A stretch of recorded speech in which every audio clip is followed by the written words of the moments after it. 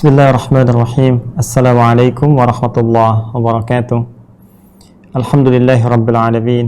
Wassalatu wassalamu ala sayyidil mursalin nabiyyina Muhammadin wa ala alihi wa sahbihi wa dhurriyyatihi wa ummatihi ila yaumiddin wa ba'du. Fa ya ibadallah, usi nafsi wa iyyakum bitaqwallahi faqad fazal muttaqun fala tamutunna illa wa antum muslimun. فقال تعالى مذكرا بذلك يا أيها الذين آمنوا اتقوا الله حق تقاته ولا تموتن إلا وأنتم مسلمون.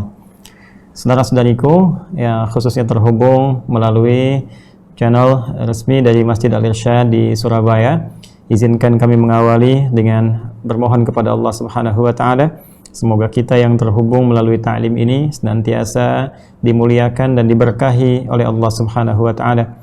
Saya selalu menyampaikan pesan para ulama bahwa berkah itu tiada lain dari maknanya kecuali ziyadatul khair sebagai makna utamanya, bertambah segala nilai-nilai kebaikan yang melekat dalam hidup kita. Orang yang diberkahi oleh Allah yaitu orang-orang yang bertambah nilai-nilai kebaikan yang melekat pada dirinya. Ketika memandang, maka terdapat kebaikan dalam pandangannya. Ketika mendengar, maka terdapat kebaikan dalam pendengarannya. Demikian ketika bertutur, berpijak, melangkah, dan beraktivitas dimanapun. Karena itu, patut kiranya saya mengajak pada diri saya dan kita semua untuk menatap keutuhan diri kita sebelum kita berpulang kepada Allah dan dihisab saat kembali kepada Allah, sejauh mana keberkahan itu sudah melekat dalam hidup kita sampai dengan kini. Bahkan seorang yang saat di awal masa pernikahan pun ketika akad telah dilangsungkan, maka doa pertama yang dimohonkan kepada Allah adalah keberkahan. Barakallahu laka wa baraka alaika wa jama'a bainakuma fi khair. Keberkahan itu penting diraih dalam hidup secara mandiri, baik tunggal ataupun komunal atau bahkan dalam kehidupan sosial. Semoga kita senantiasa sekali lagi diberkahi oleh Allah Subhanahu wa taala. Dan dalam rangka meraih segala kemuliaan, kebaikan, keberkahan itu, maka kunci terdepannya tiada lain adalah pengetahuan. Al-Quran saat diturunkan sebagai berkah. Berkah Al-Quran terletak pada berbagai petunjuknya, pedoman hidupnya. Dalam Al-Quran diistilahkan dengan hudan, seluruh kitab yang Allah turunkan kepada para nabi dan rasul untuk membangun kehidupan umat dalam memakmurkan aktivitasnya di bumi, itu dinamakan dengan hudan. Nabi Musa alaihissalam ketika diberikan kitab disebut dengan Taurat, disebut oleh Allah sebagai hudan. Wa ataina Musal kitaba wa ja'alnahu hudal li bani Israil. Quran surah ke-17 Al-Isra ayat yang kedua. Demikian nabi-nabi yang lainnya termasuk Nabi Pamungkas Nabi Muhammad sallallahu alaihi wasallam ketika beliau oleh Allah Subhanahu wa taala ditanamkan mukjizat yang paling dahsyat teristimewa dari seluruh nabi yang pernah bertugas di bumi, yaitu Al-Quran Al-Karim. Maka Al-Quran pun tidak lepas dari sifat ini, yaitu sebagai hudan. Al-Quran surah kedua Al-Baqarah di ayat ke-185. Karena Al-Quran ini istimewa, Allah turunkan di waktu yang istimewa, malam istimewa, hari istimewa, dan bulan istimewa. Jumat di bulannya Ramadan. Allah berfirman, Syahru Ramadan alladhi unzila fihil Quran. Apa sifatnya? Hudal linnas. Hudan adalah pedoman kehidupan yang mengarahkan manusia pada segala kebaikan dan kemuliaan. Karena itu isi Al-Quran sepenuhnya mulia. Jadi ketika Al-Quran membimbing kita untuk beraktivitas, maka seluruh anggota tubuh kita ini dibimbing untuk bertindak mulia. Pandangan diminta menatap yang mulia. Qul lil mu'minina yaghuddu min absarihim. Katakan pada pria-pria yang punya iman, ya, termasuk di ayat 31-nya Quran surah ke-24, wa qul lil mu'minati yaghuddna min absarihinna. Katakan pula pada perempuan-perempuan yang merasa punya iman, arahkan pandanganmu secara mulia pada yang baik saja. Karena mata ini mulia, maka tidak boleh menatap kecuali yang mulia saja. Tidak boleh mata mulia memandang yang tidak mulia, maka arahkan pandangan itu kepada yang baik. Bila yang dipandang tak mulia, maka palingkan. Lisan kita ini mulia, tercipta baik, mulia, karena itu hanya diperuntukkan bagi yang baik-baik. Rasulullah SAW bersabda, bahkan ketika menekankan kalimat pada lisan ini, tegas kalimatnya. Man kana yu'minu billahi wal yaumil akhir falyaqul khaira aw liyasmut. Siapa yang merasa beriman pada Allah dan yakin akan dihisab di hari kiamat, di hari akhir, maka gunakan lisannya untuk bertutur yang baik. Karena lisan diciptakan dalam keadaan baik, kitanya baik, maka hanya boleh berkata yang baik saja. Tak mampu, diam. Dilarang berkata yang tidak baik. Quran surah ke-49 ayat 11 sampai 12-nya tegas mengatakan mempertaruhkan iman kita di hadapan Allah dengan aktivitas lisan. Ya ayyuhalladzina amanu la yaskhar qaumin qaum. Hei orang-orang yang merasa punya iman, imanmu dipertaruhkan. Jangan gunakan lisanmu untuk saling mencela. La yaghtab ba'dukum ba'dah. Jangan bikin hoax, jangan gibah, jangan merusak, berkata kotor dan sebagainya. Seluruhnya kalau kita analisis, semua petunjuk Al-Quran sesungguhnya mengantarkan pada pedoman hidup yang mulia. Dan tahukah Anda, pembuka dari segala kemuliaan ini, babnya adalah pengetahuan. Karena itu ayat pertama yang Allah turunkan kepada Rasulullah SAW adalah ayat tentang pintu pengetahuan, ayat pintu ilmu. Ketika Allah berfirman di Quran surah ke-96 Al-Alaq, di ayat yang pertama itu, Iqra bismi rabbikal ladzi khalaq. Bacalah, bacalah, bacalah. Kalimat bacalah adalah pembuka pengetahuan, pembuka ilmu. Semua pada umumnya sepakat, bahkan para pakar pendidikan, pakar pengetahuan, membaca adalah gerbang utama untuk mendapatkan informasi.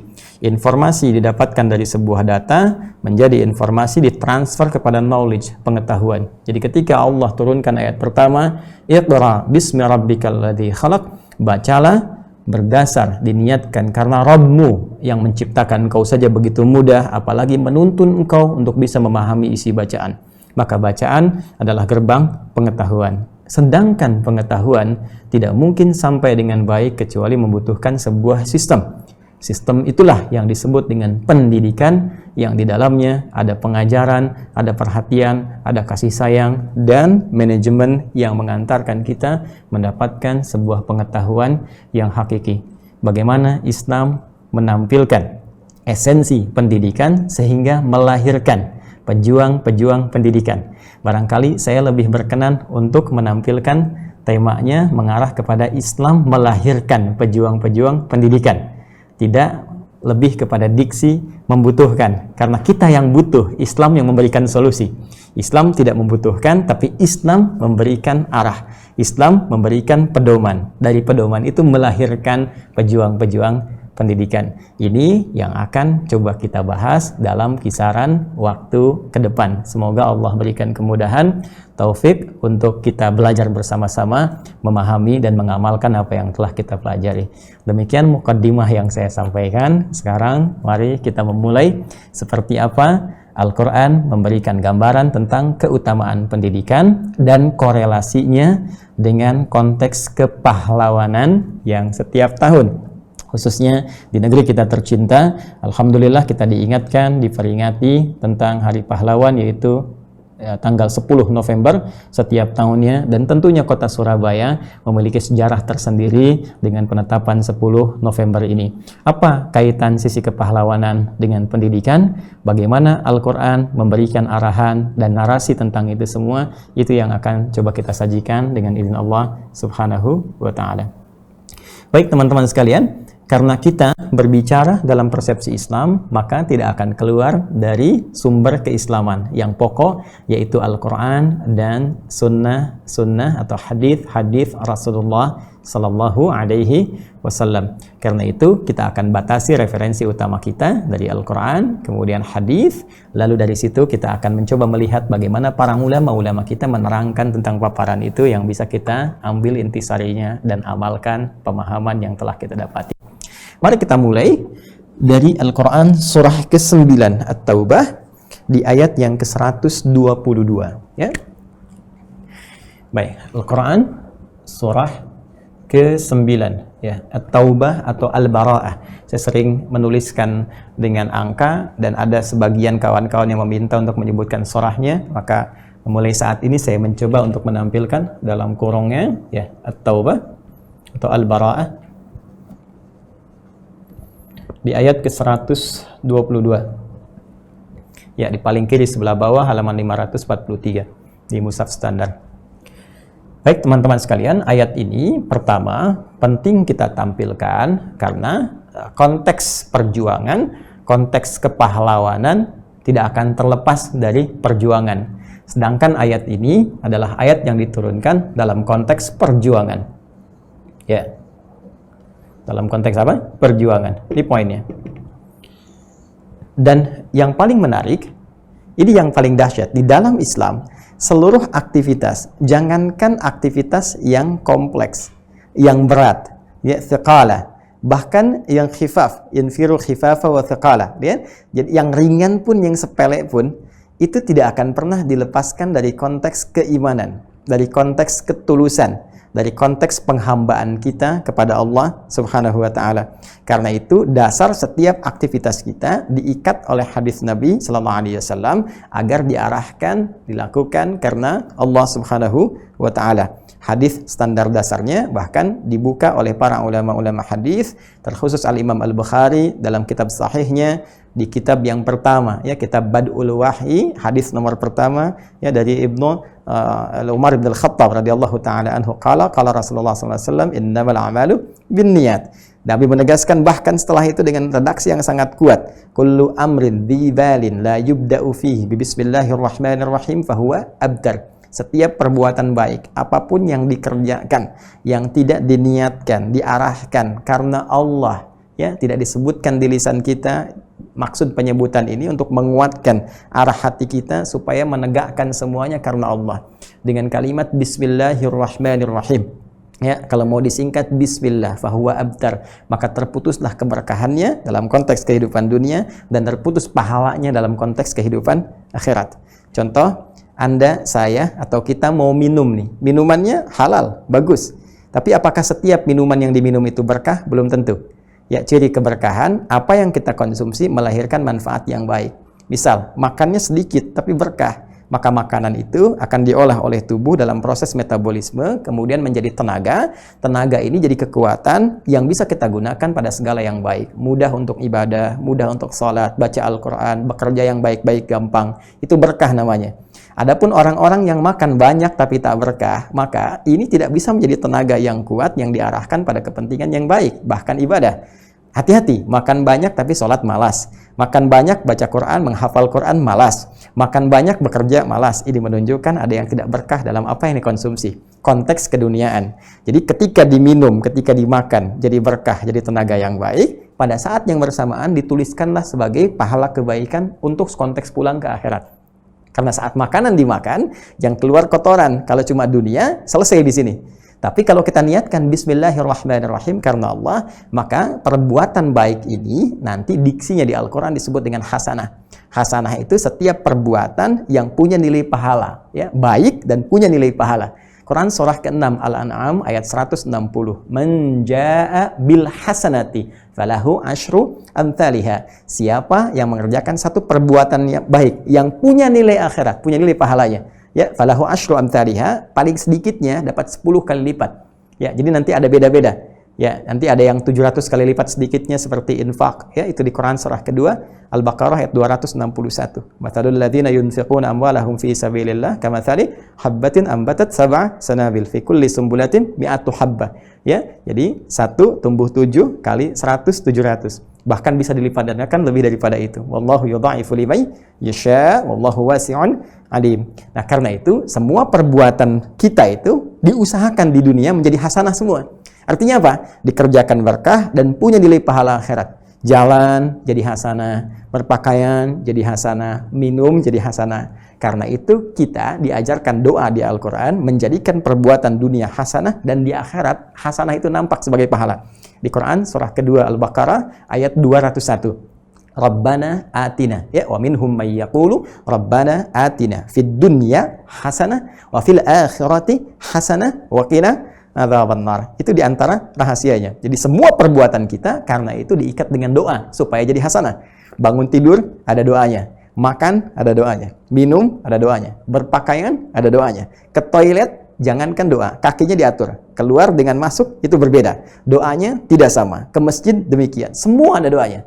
Tatkala kita belum paham pun, belum tahu pun doanya, simple. Kata Nabi, cukup katakan Bismillah.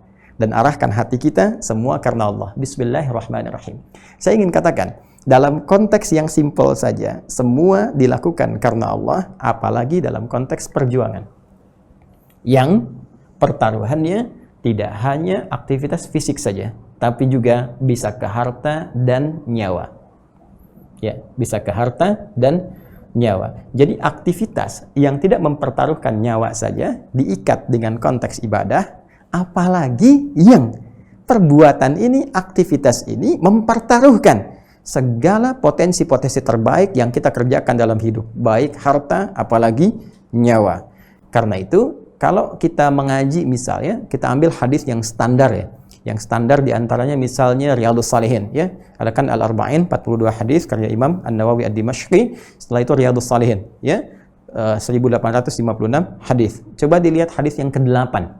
Ya, dari Abu Musa Al-Asy'ari. An Abi Musa Al-Asy'ari Abdullah bin Qais Al-Asy'ari ya radhiyallahu taala anhu qala ya qala Rasulullah sallallahu alaihi wasallam atau suila Rasulullah sallallahu alaihi wasallam 'anir rajuli. Ya, kata Abu Musa Al-Asy'ari pernah mengisahkan Nabi sallallahu alaihi wasallam pernah ditanya 'anir rajuli tentang kisah seorang lelaki yuqatilu syaja'atan wa yuqatilu himiyatan wa yuqatilu riya'an. Ada seorang yang berjuang, bertempur di medan perang, ya. Motifnya ada 3. Pertama, ingin menampilkan keberanian, ingin dinilai, dilihat oleh orang bahwa sebagai seorang yang berani. Ini loh, orang hebat, maju ke depan, menggetarkan medan pertempuran. Kemudian himiyatan, ada yang karena kelompok, asabiyah, fanatisme, atau karena kelompok tertentu, karena konteks kehidupan dunia tertentu, atau kita batasi nasionalisme dunia saja, ya kan? Atau riyaan, karena emang ingin kelihatan orang, ingin pamer saja pada orang lain dengan tekniknya, pertempurannya, permainan pedangnya atau senjatanya. Nah, ayun dzalika fi sabilillah. Ditanya Rasulullah SAW, dari 3 itu mana yang termasuk fi sabilillah, mana yang perjuangan hakiki? Apa jawab Nabi? Man qatala litakuna kalimatullahi hiyal ulya fahuwa fi sabilillah. Siapa yang berjuang untuk menegakkan kalimatullahi hiyal ulya, hukum-hukum Allah, perintah-perintah Allah, petunjuk-petunjuk Allah, bimbingan-bimbingan pedoman hidup yang Allah tunjukkan dalam kehidupan supaya tegak, nampak, dan dikerjakan, diamalkan, maka itulah yang disebut fi sabilillah. Ya, karena itu perjuangan pun diikat semuanya fi sabilillah, fi sabilillah.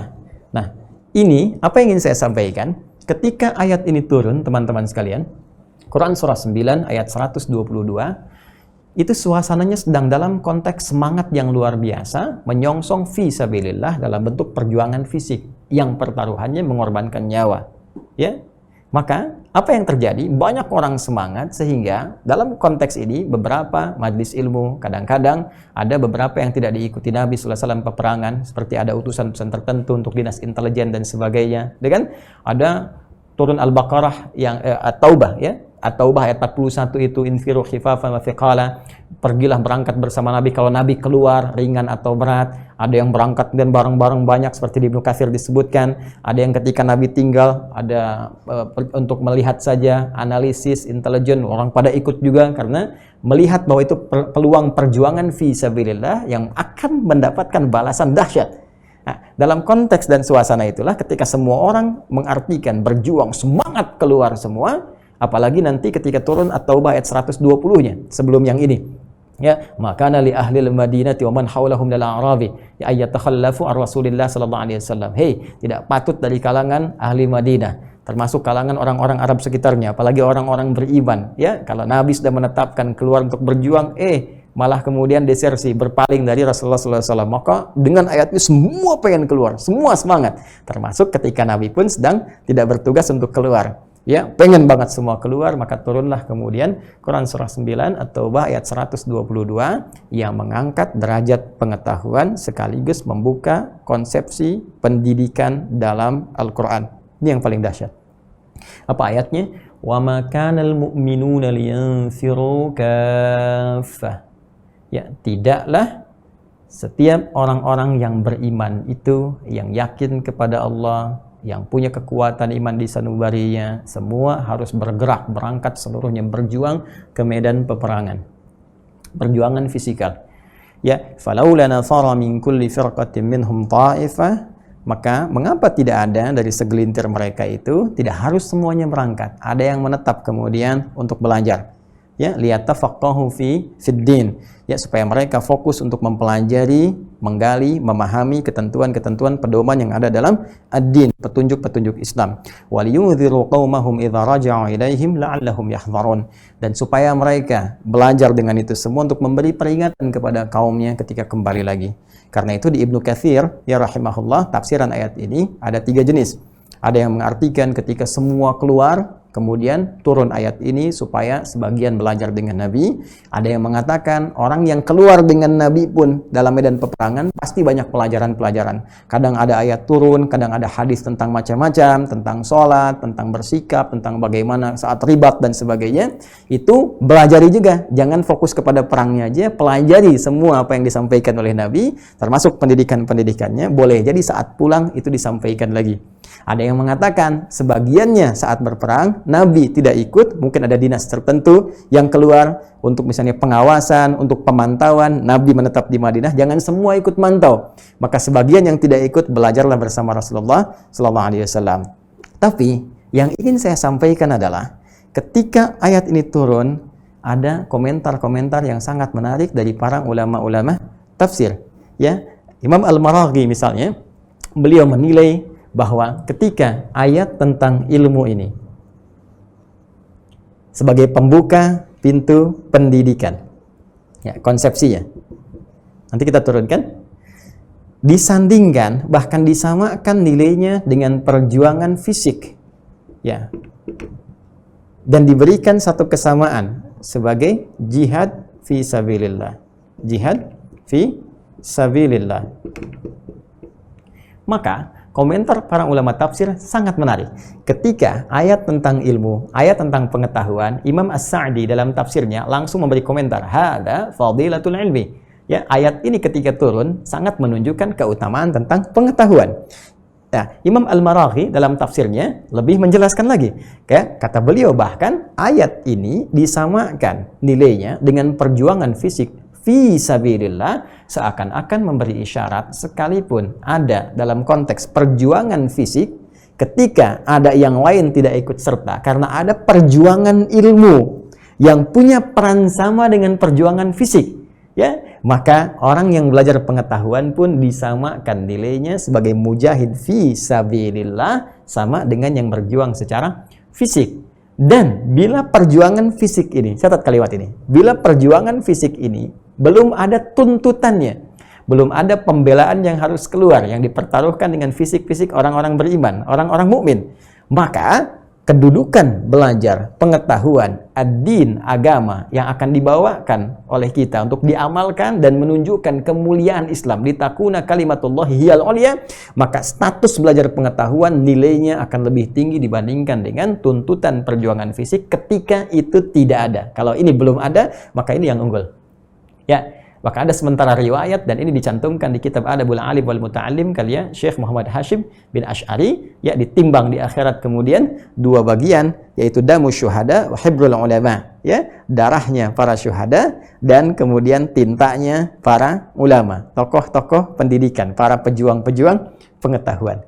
Maka bagian pertama yang ingin saya buka adalah dalam konteks kepahlawanan, dalam konteks perjuangan Islam, Al-Quran tidak hanya mengistimewakan orang-orang yang berjuang secara fisikal di medan tempur dan menjamin dengan jaminan yang sangat luar biasa, statusnya mujahid, statusnya syuhada kalau wafat, keistimewaannya tinggi saat kembali kepada Allah di akhirat kelak. Pun demikian, perjuangan dengan pengetahuan memiliki status yang sama. Bahkan kendati pun belum ada tuntutan berjuang secara fisik, maka boleh jadi menurut para ulama memiliki kedudukan yang lebih tinggi dibandingkan dengan perjuangan fisik saat belum ada tuntutannya. Karena itulah orang-orang yang berjuang dengan ilmu pun mendapatkan apresiasi tinggi dalam Al-Quran, termasuk dalam hadis-hadis Nabi Sallallahu Alaihi Wasallam, bahkan disebut sebagai pewaris para Nabi. Hadis riwayat Ibnu Majah nomor hadis 233 misalnya, ketika Nabi memberikan kesan yang dalam ketika membuka hadisnya dengan kalimat man salaka tariqan yaltamisu fihi ilma sahhalallahu lahu tariqan ilal jannah. Perhatikan ujungnya, wa innal ulama, ujung hadisnya kan ini panjang sekali, wa innal ulama warathatul anbiya wa innal anbiya lam yurithu dinaran wala dirhaman, ya, walakinnahum warathul ilma. Dan sungguh para ulama itu, para pejuang pendidikan. Ingat, ulama ya, itu jamak dari kata alim. Alim, orang berilmu, orang yang punya pengetahuan, ya. Baik, orang berilmu, orang yang punya pengetahuan. Wa innal ulama warathatul anbiya. Hadisnya sahih. Dan para ulama itu para pakar ilmu, para pakar pendidikan, ya, dengan cara dia menyampaikan, cara dia mendidik, cara dia merawat, warathatul anbiya, itu pewaris para nabi. Anda bayangkan statusnya luar biasa. Ya, inilah pahlawan. Karena itu bahkan negara pun dalam hukum positif di Indonesia mengapresiasi para pendidik sebagai pahlawan nasional. Ya, bukankah Kiai Haji Ahmad Dahlan itu pahlawan nasional? Ya, beliau kan tokoh pendidikan. Ya, di antara tokoh pendidikan selain Kiai Hajar Dewantara, selain yang lainnya, ada Kiai Haji Ahmad Dahlan, Kiai Haji Muhammad Hasim bin Asy'ari, berapa pesantren yang telah dibangun, ya kan? Tokoh-tokoh pendidikan Islam yang lainnya ada Hasan, ya kan? Bahkan guru-guru mereka ke atasnya lagi, Masya Allah, yang kelak nanti Syekh Ahmad Surkati misalnya, yang nanti menginspirasi hadirnya Al-Irsyad, itu pahlawan-pahlawan. Ya, jangan batasi ya dalam konteks kepahlawan pada perjuangan fisik saja, karena pemikiran, konsepsi pemikiran itu yang diterjemahkan dalam perjuangan. Kalau nggak punya strategi, bagaimana berjuang yang bagus? Ya, siapa yang bisa menyampaikan strategi? Orang berilmu. Maka ilmu itu penting. Karena itu tidak bisa dipisahkan antara ilmu dengan amal. Antara praktikal amalan di medan perang dengan praktikal amalan dalam konteks pendidikan memiliki sinergi yang sangat kuat. Bahkan nanti kita di akhir lihat era kekinian, perjuangan melalui pendidikan itu sangat dibutuhkan karena punya peran yang sangat dahsyat dan bisa mengarahkan seseorang atau bahkan kelompok atau tingkat sosial tinggi pada persepsi tertentu untuk bisa melakukan apapun yang diarahkan. Itu yang menjadikan pembahasan kita menjadi penting. Jadi, saya ingin bawa dulu dalam konteks kehidupan, ya, nasionalisme, perjuangan kepahlawanan, bahwa para pendidik pun punya peran yang sangat tinggi dan memiliki kesan yang dikuatkan sebagai pahlawan. Sekarang, seperti apa konsep pendidikan yang melahirkan apresiasi tinggi sehingga dinilai sebagai pahlawan tidak hanya dalam konteks kehidupan bernegara, berbangsa, tapi dalam konteks kehidupan spiritual, beragama, berdin, dan itu yang akan menentukan pertaruhannya ketika kembali kepada Allah Subhanahu wa Ta'ala. Pahlawan seperti apa yang dibutuhkan dalam konteks pendidikan oleh kita semua? Bagaimana Islam melahirkan para pejuang pendidikan yang punya kualifikasi tinggi, sehingga dengan itu para ulama pun saking pentingnya ini bahkan merumuskan kitab-kitab ilmu untuk melahirkan pejuang-pejuang yang dimaksudkan. Nanti saya akan tunjukkan beberapa kitab yang dengan itu para ulama terdahulu memang sudah menyiapkan konsepsi ini sehingga bisa diamalkan oleh generasi-generasi seterusnya seperti orang-orang dulu pernah mempraktekannya dan ditarbiyah langsung oleh Rasulullah Sallallahu Alaihi Wasallam. Mari kita turunkan ayat-ayatnya, kita analisis, dan semoga Allah memberikan kemudahan kepada kita. Ya, kita teruskan dulu di Quran surah ke-9 At-Taubah ayat 122. Bagaimana kita melahirkan pola pendidikan yang bagus sehingga dengan itu melahirkan para pendidik-pendidik yang baik di masa depan. Teman-teman sekalian, ayat tentang pendidikan dalam konteks transfer informasi, pengetahuan yang disertai dengan perhatian. Ya, perawatan dan kasih sayang. Ingat, kalau cuma transfer pengetahuan saja, itu pengajaran namanya. Ya, tapi kalau Anda mentransfer pengetahuan dengan memperhatikan kualitas pengetahuan itu, merawatnya supaya apa yang disampaikan dipastikan benar dengan yang diterima. Ya, kemudian Anda jaga itu dengan kasih sayang sehingga penerimaan itu bisa diamalkan dengan baik dan Anda pantau itu disebut dengan pendidikan. Karena itu ada ta'lim, transfer informasi dalam bentuk pengajaran, ada tarbiyah, transfer karakter. Ya, bukan hanya pengajaran, ada karakter, pengetahuan, dan segala hal terkait dengannya, maka itu disebut dengan tarbiyah. Karena itu dalam Islam seringkali disatukan konsepsinya dengan tarbiyah wa ta'lim. Bahkan di fakultas-fakultas Universitas Islam itu jurusannya jelas tuh, ya, fakultas tarbiyah. ya, fakultas tarbiyah. Saya belum pernah dengar fakultas taklim. Fakultas tarbiyah. Nanti konteks ke bawahnya ada banyak lagi, ya, tergantung dengan jurusan-jurusan yang ingin spesifik diambilnya. Nah, konsepsi pertama untuk melahirkan pejuang pendidikan itu, satu, kata Al-Quran, orientasinya wa ma kanal mu'minun. Awas, karena saya bicara Quran, ya, Islam, maka kita konsepsinya Islam kita arahkan pada orang beriman dulu, ya, pada orang Islam dulu, ya. Walaupun tidak menghalangi saudara-saudariku yang non Muslim misalnya, ya, alhamdulillah kalau Anda terhubung dengan saluran ini dimanapun Anda berada, misalnya Anda melihat, ya, akan sangat baik jika Anda bisa belajar dari Islam tentang konsepsi pendidikan. Dan saya sangat yakin karena nanti ada ajaran universal yang dalam Islam itu ketika disampaikan Anda pun bisa mendapat manfaatnya. Jika dengan ini ada keyakinan kebenaran Islam, kami berbahagia jika Anda ingin bersyahadat, ya. Tapi jika pun Anda ingin merenungkan, mengambil itu semua sebagai konteks keduniaan saja, itu pilihan. Ya, karena tidak ada paksaan dalam Islam, la ikraha fid din. Baik, wa ma kanal mu'minun. Pertama, orang Islam diikat dalam aktivitasnya dengan imannya. Ya. Antashhadu an la ilaha illallah wa anna Muhammadar Rasulullah.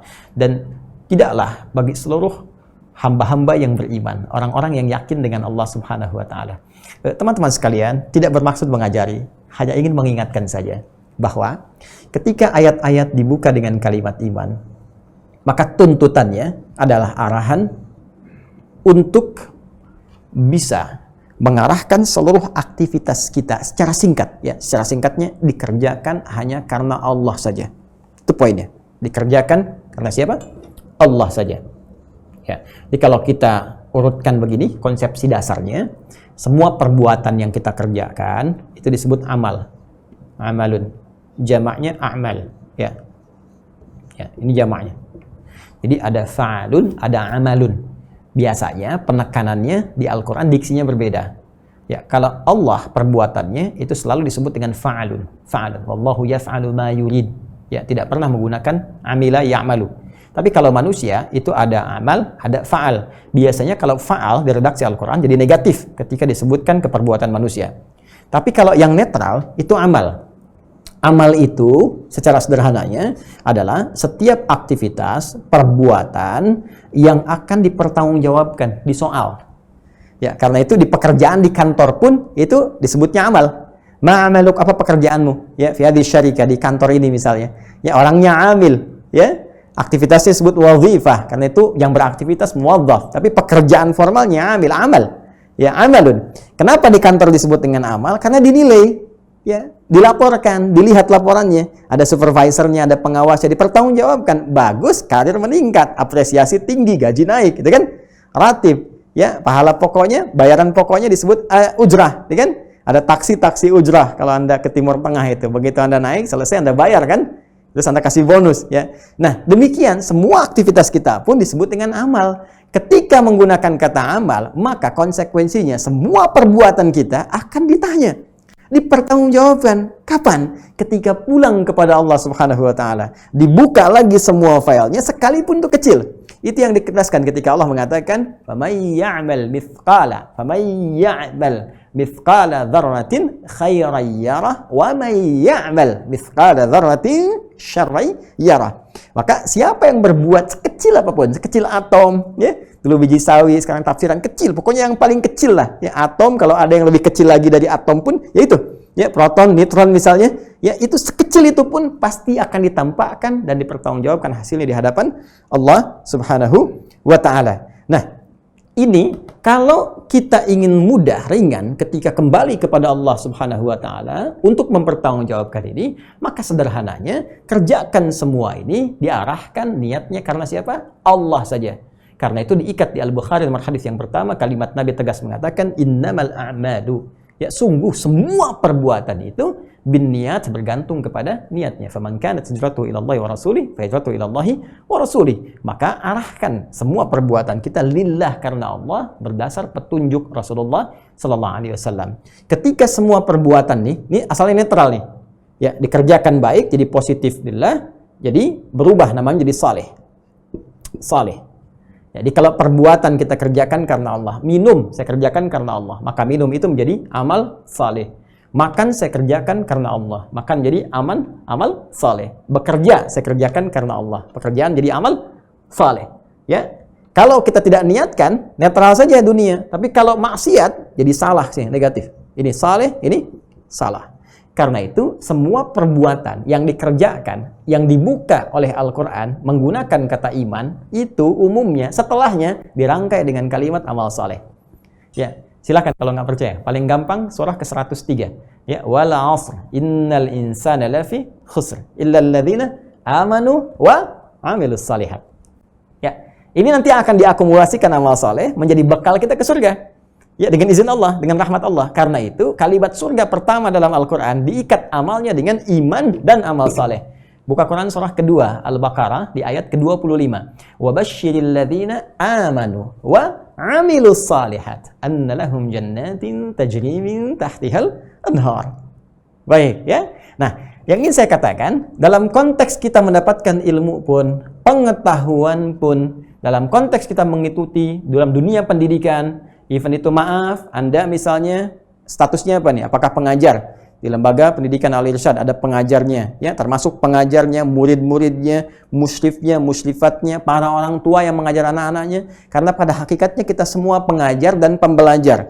Orang tua sekalipun bukan seorang guru, tapi kan Anda mengajar anak-anak di rumah. Anak-anak belajar kepada kedua orang tuanya. Demikian seterusnya. Maka ketika seseorang masuk dalam dunia pengetahuan, konsepsi pendidikan Islam mengajarkan, ikatlah semua apa yang akan kita lakukan ini dengan iman. Secara singkat, iman singkatnya mengerjakan semua perbuatan lillah, karena Allah. Inilah rahasia pertama kenapa Nabi Muhammad pun sallallahu alaihi wasallam ketika mendapatkan wahyu pertama untuk membuka gerbang pengetahuan, kalimatnya tetap diikat seorang nabi pun dengan penguatan kerjakan semua karena apa? Allah. Ya, Quran surah ke-96. Ini tafsir terbaiknya, ayat pertama. Lihat kalimatnya, Iqra. Apakah berhenti sampai di situ? Tidak. Ya, ayatnya berbunyi, Iqra Bismi Rabbik. Bismi Rabbikal ladzi khalaq. Nah, ini poinnya. Iqra Bismi Rabbikal ladzi khalaq. Baik, lihat teman-teman. Ya, bacalah. Apakah sampai sini selesai? Tidak. Tapi baca itu semua Bismi Rabbik. Atas nama Rabbmu yang merawatmu, memberikan segala kebutuhanmu, alladzi khalaq yang menciptakanmu.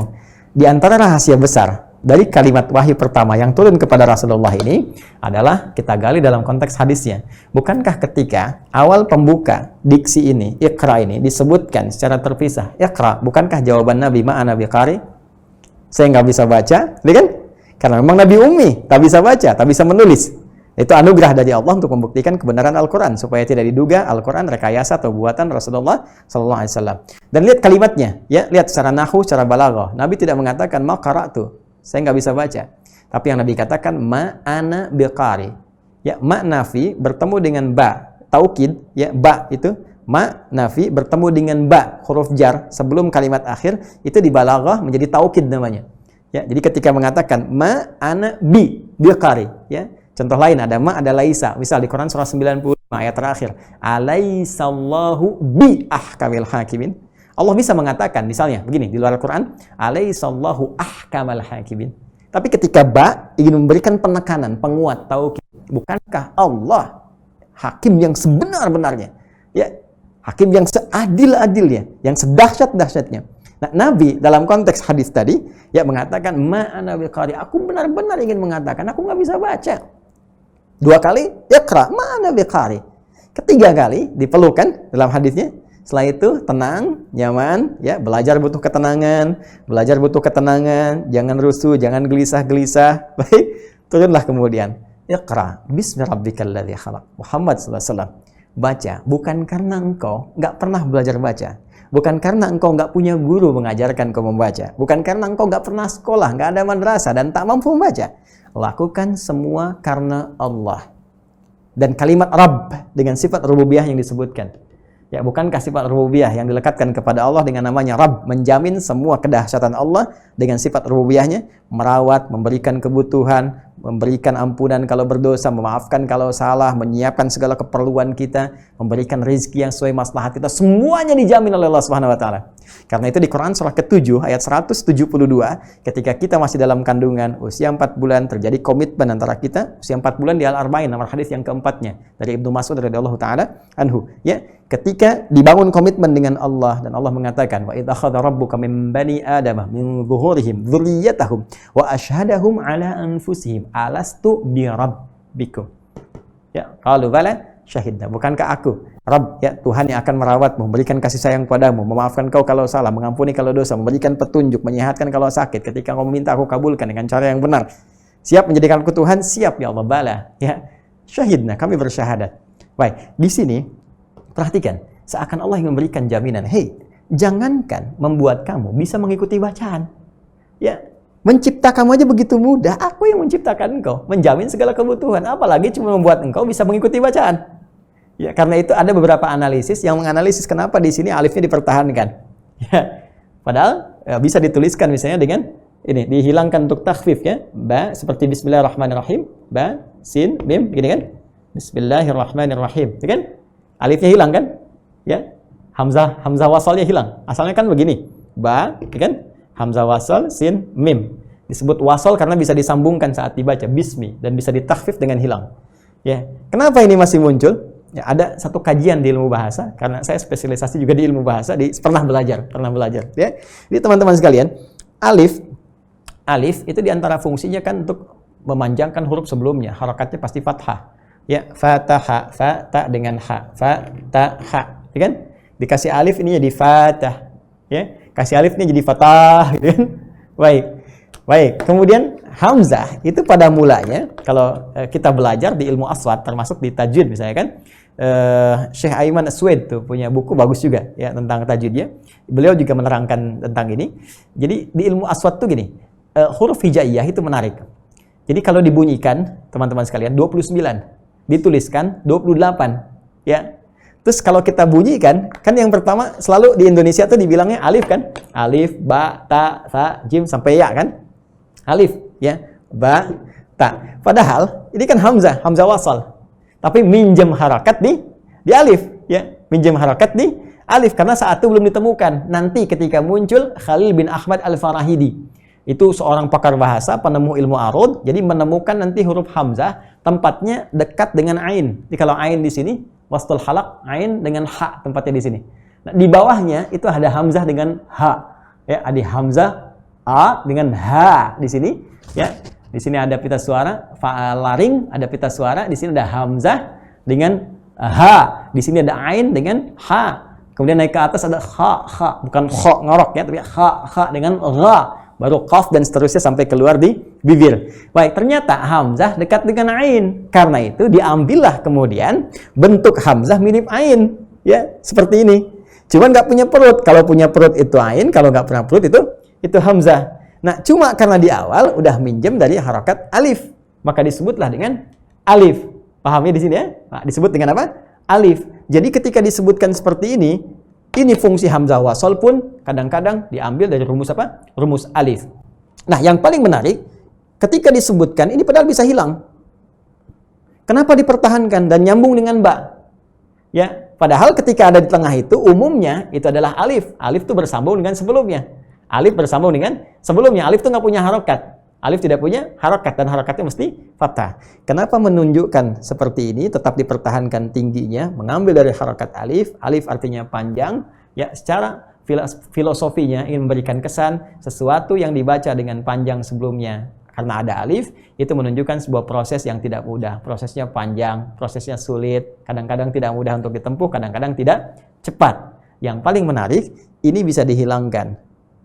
Ya, tapi tetap dipertahankan di dalam rasem. Bukan hanya menunjukkan kepada rasem, diksinya begitu, rasemnya begitu, tapi ada makna di antaranya, ingin membangun kesan. Asalnya Iqra ini bagi Rasulullah tidak mudah. Mengikuti bacaan itu terasa sulit sampai mengatakan ma'ana biqari, ma'ana biqari. Tapi segala yang dilakukan karena Allah. Kita niatkan semua karena Allah, karena Allah, karena Allah. Mengajar karena Allah. Belajar karena Allah, mendidik karena Allah, maka Allah akan menjamin kemudahannya seakan-akan ini pun terlewati dengan cepat tanpa harus dibaca lagi. Bismi, alifnya menjadi ringan. Hamzah wasolnya menjadi ringan, wasol, langsung nyambung cepat. Ketika semua dikerjakan karena Allah, jangankan mencipta kita yang begitu kompleks, ya, apalagi hanya sekedar untuk membuat kita bisa memahami satu bacaan, memahami satu pengetahuan. Karena itu, membangun kedekatan dengan Allah dengan menguatkan iman, naikkan iman lagi, mengerjakan amal soleh, itu bangunannya, konsepsinya disebut dengan takwa di Al-Quran. Takwa. Karena itu, kalimat iman, amal soleh sering disandingkan dengan takwa. Ya misal, paling gampang, Quran, surah misalnya, kedua Al-Baqarah, ayat 2 sampai dengan 3. Dzalikal kitabu la raiba fihi hudalil muttaqin. Siapa orang takwa? Alladzina yu'minuna bil ghaib, iman, wa yuqimunas shalah, amal. Quran surah kedua ayat 183. Ya ayyuhalladzina amanu, ya iman. Kutiba alaikumus syiyam, amal soleh. Kama kutiba alal ladzina min qablikum. Takwanya la'allakum tattaqun. Apa kaitan dengan ilmu? Ilmu pun juga begitu. Silahkan buka Quran surah kedua Al-Baqarah. Quran surah kedua di akhir ayat 282. Paling kiri sebelah bawah di mushaf. Wattaqullah wa yu'allimukumullah. Tingkatkan takwamu kepada Allah, maka Allah akan mempermudah mengajarkan pengetahuan kepadamu, menambahkan pengetahuan kepadamu. Karena itu, ciri orang beriman ketika memasuki dunia pendidikan, kita membutuhkan para pejuang pendidikan. Maka bagaimana menghasilkan pejuang pendidikan itu? Pertama, benarkan niat kita dulu. Kalau kita menjadi pelajar, maka arahkan niat kita semua lillah. Ya, bangun semua dalam konteks takwa. Ketika Anda mengajar, niatkan karena Allah. Saya mau tanya pada Anda semua yang sekarang mengajar atau di rumah para orang tua misalnya kepada anak-anaknya. Ketika Anda mendidik, Anda itu mendidik karena sayang anak atau karena ingin ibadah kepada Allah? Ya jujur. Karena ingin anak pintar atau karena ingin Allah ridha?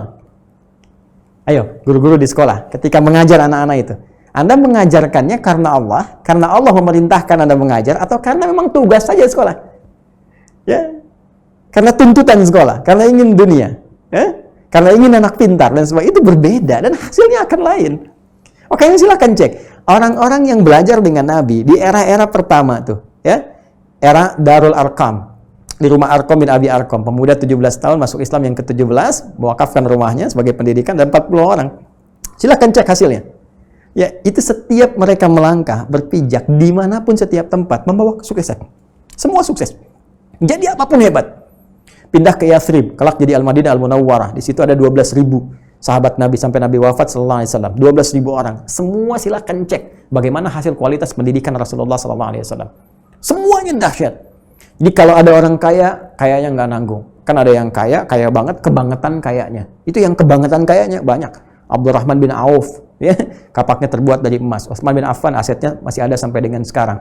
Panglimanya, 38 panglima. Kualitas setiap satunya bisa menaklukkan Persia Romawi. Khalid bin Walid, siapa yang tidak kenal? Ya, dan panglima-panglima yang lainnya. Silakan diplomatnya, birokratnya, Muawiyah bin Abi Sufyan, Amr bin As. Bagaimana Amr bin As ekspedisi? Ya, di Afrika bagian utara, dari Mesir ke Libya, Tunisia, terus sampai Aljazair, sampai ke Maroko, sampai ke Syam.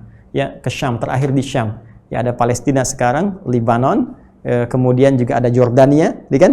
Ya, di Palestina, di Syria berakhir di situ. Itu silahkan cek sampai dengan sekarang. Bagaimana jejak keislaman dibangun secara dahsyat. Abdurrahman bin Ad-Dakhil itu masuk, ya, ke Andalusia, kemudian disupport dari Musa bin Nusair yang di Afrika, mensupport lewat Tariq bin Ziyad. Bagaimana membangun peradaban yang sangat dahsyat. Dunia pendidikannya luar biasa, 7 abad, ya, berkembang sampai menginspirasi Barat sampai maju kekinian sampai dengan sekarang. Ini saya mau katakan, ini tidak main-main, makanya jadikan sebagai asas, pondasinya. Anda mau membangun sebuah bangunan, ya, madrasah, kampus, sekolah, pondasinya lemah, terpahamin sedikit, hancur, gempa sedikit, hancur. Ya, sekarang kalau pondasi iman kita ini lemah, lillahnya kurang, jangan harap kita bisa mendapatkan bangunan ilmu yang kuat. Ya, jangankan kuat, kadang-kadang alih-alih menjadi soleh, banyak salahnya. Silakan cek kekinian. Saya mau tanya pada Anda, apakah yang ditangkap oleh KPK, koruptor-koruptor itu, orang-orang yang bodoh? Tidak, mereka pintar. Gelarnya bahkan banyak. Ya, pintar, karena pintar itu bisa korupsi. Tapi kepintarannya dipakai untuk mencuri, untuk korupsi. Ya, pintar untuk mencuri, ahli ekonomi misalnya. Ya, ada yang dengan ilmunya baik, alhamdulillah, tapi tidak sedikit yang kemudian jadi jelek juga. Jadi, Ini yang berbahaya itu seperti itu. Belajar, dapat ilmu karena pondasinya tidak bagus, maka bangunannya tidak kokoh. Alih-alih menjadi bermanfaat, bahkan bisa menimpa pada cawan hatinya, menyebabkan dia menjadikan kebocoran maksiat, yang dengan itu melahirkan kemudian dorongan-dorongan fujur yang diarahkan oleh setan, membawa nilai nafsunya. Ini yang berbahaya. Ya, karena itu kaidah iman dan ilmu itu dipasangkan dengan erat langsung oleh Allah di Quran surah ke-58 Al-Mujadalah di ayat yang ke-11. Ya, di ayat yang ke-11. Ya, teman-teman sekalian, perhatikan, ya ayyuhalladzina amanu, hai orang-orang yang beriman, idza qila lakum tafassahu fil majalisi fafsahu yafsahillahu lakum wa idza qila anshuzu fanshuzu yarfa'illahu alladzina amanu minkum walladzina utul ilma darajat. Ya. Saya koreksi, ini yang di halaman 543, yang ini halaman 206 yang at-Taubah tadi. Ya, ya ayyuhalladzina amanu, hai semua orang yang beriman, idza qila lakum tafassahu fil majalis, jika dikatakan padamu luaskan majlis. Ini kan dalam konteks kita belajar, ya, tempatnya atau share sekarang dalam konteks pengetahuannya, ya, tafassahu fil majalis fafsahu yafsahillahu lakum wa idza qila anshuzu fanshuzu, lihat ujungnya, yarfa'illahu alladzina amanu minkum. Allah mengangkat derajat orang beriman dulu karena imannya. Dan yang paling dahsyat, perhatikan ilmunya. Ketika iman itu sudah hadir dalam jiwa, belajar dikerjakan karena Allah, mengajar dikerjakan karena Allah, walladzina utul ilma, dan orang-orang diberi pengetahuan. Jadi bukan orang ini yang lelah belajar, Allah yang memberinya. Ternyata iman itu bisa mempercepat pengetahuan. Iman itu bisa mempercepat transfer informasi dari guru kepada murid. Jadi kalau gurunya ngajarnya ikhlas, lakukan karena Allah, itu muridnya itu cepat pahamnya. Alih-alih nerangkan 2 kali, 3 kali, sekali diterangkan, paham. Kadang-kadang kalau dulunya berdoanya benar, saya dinasihati oleh guru saya ketika baru kembali ke Indonesia, saya katakan, Syekh, Ustaz, tolong berikan saya nasihat. Bagaimana nanti saya mengajar? Ya, di antara guru kami ada yang mengatakan, nanti siang kau mengajar, malam kau bermohon kepada Allah, bermunajat. Minta kepada Allah agar ilmu diberkahi, ya, kemudian dijaga, Allah menanamkan pada kalbu, pada jiwa-jiwa yang belajar, dan kau pun dijaga dengan kebaikan, tidak ria, jaga dalam keikhlasan, kebaikan. Jadi kita kerjakan, nah hasilnya berbeda. Hasilnya berbeda. Ya, jadi ini nggak main-main, pondasi yang sangat luar biasa. Ya, orang tua ke anak juga seperti itu.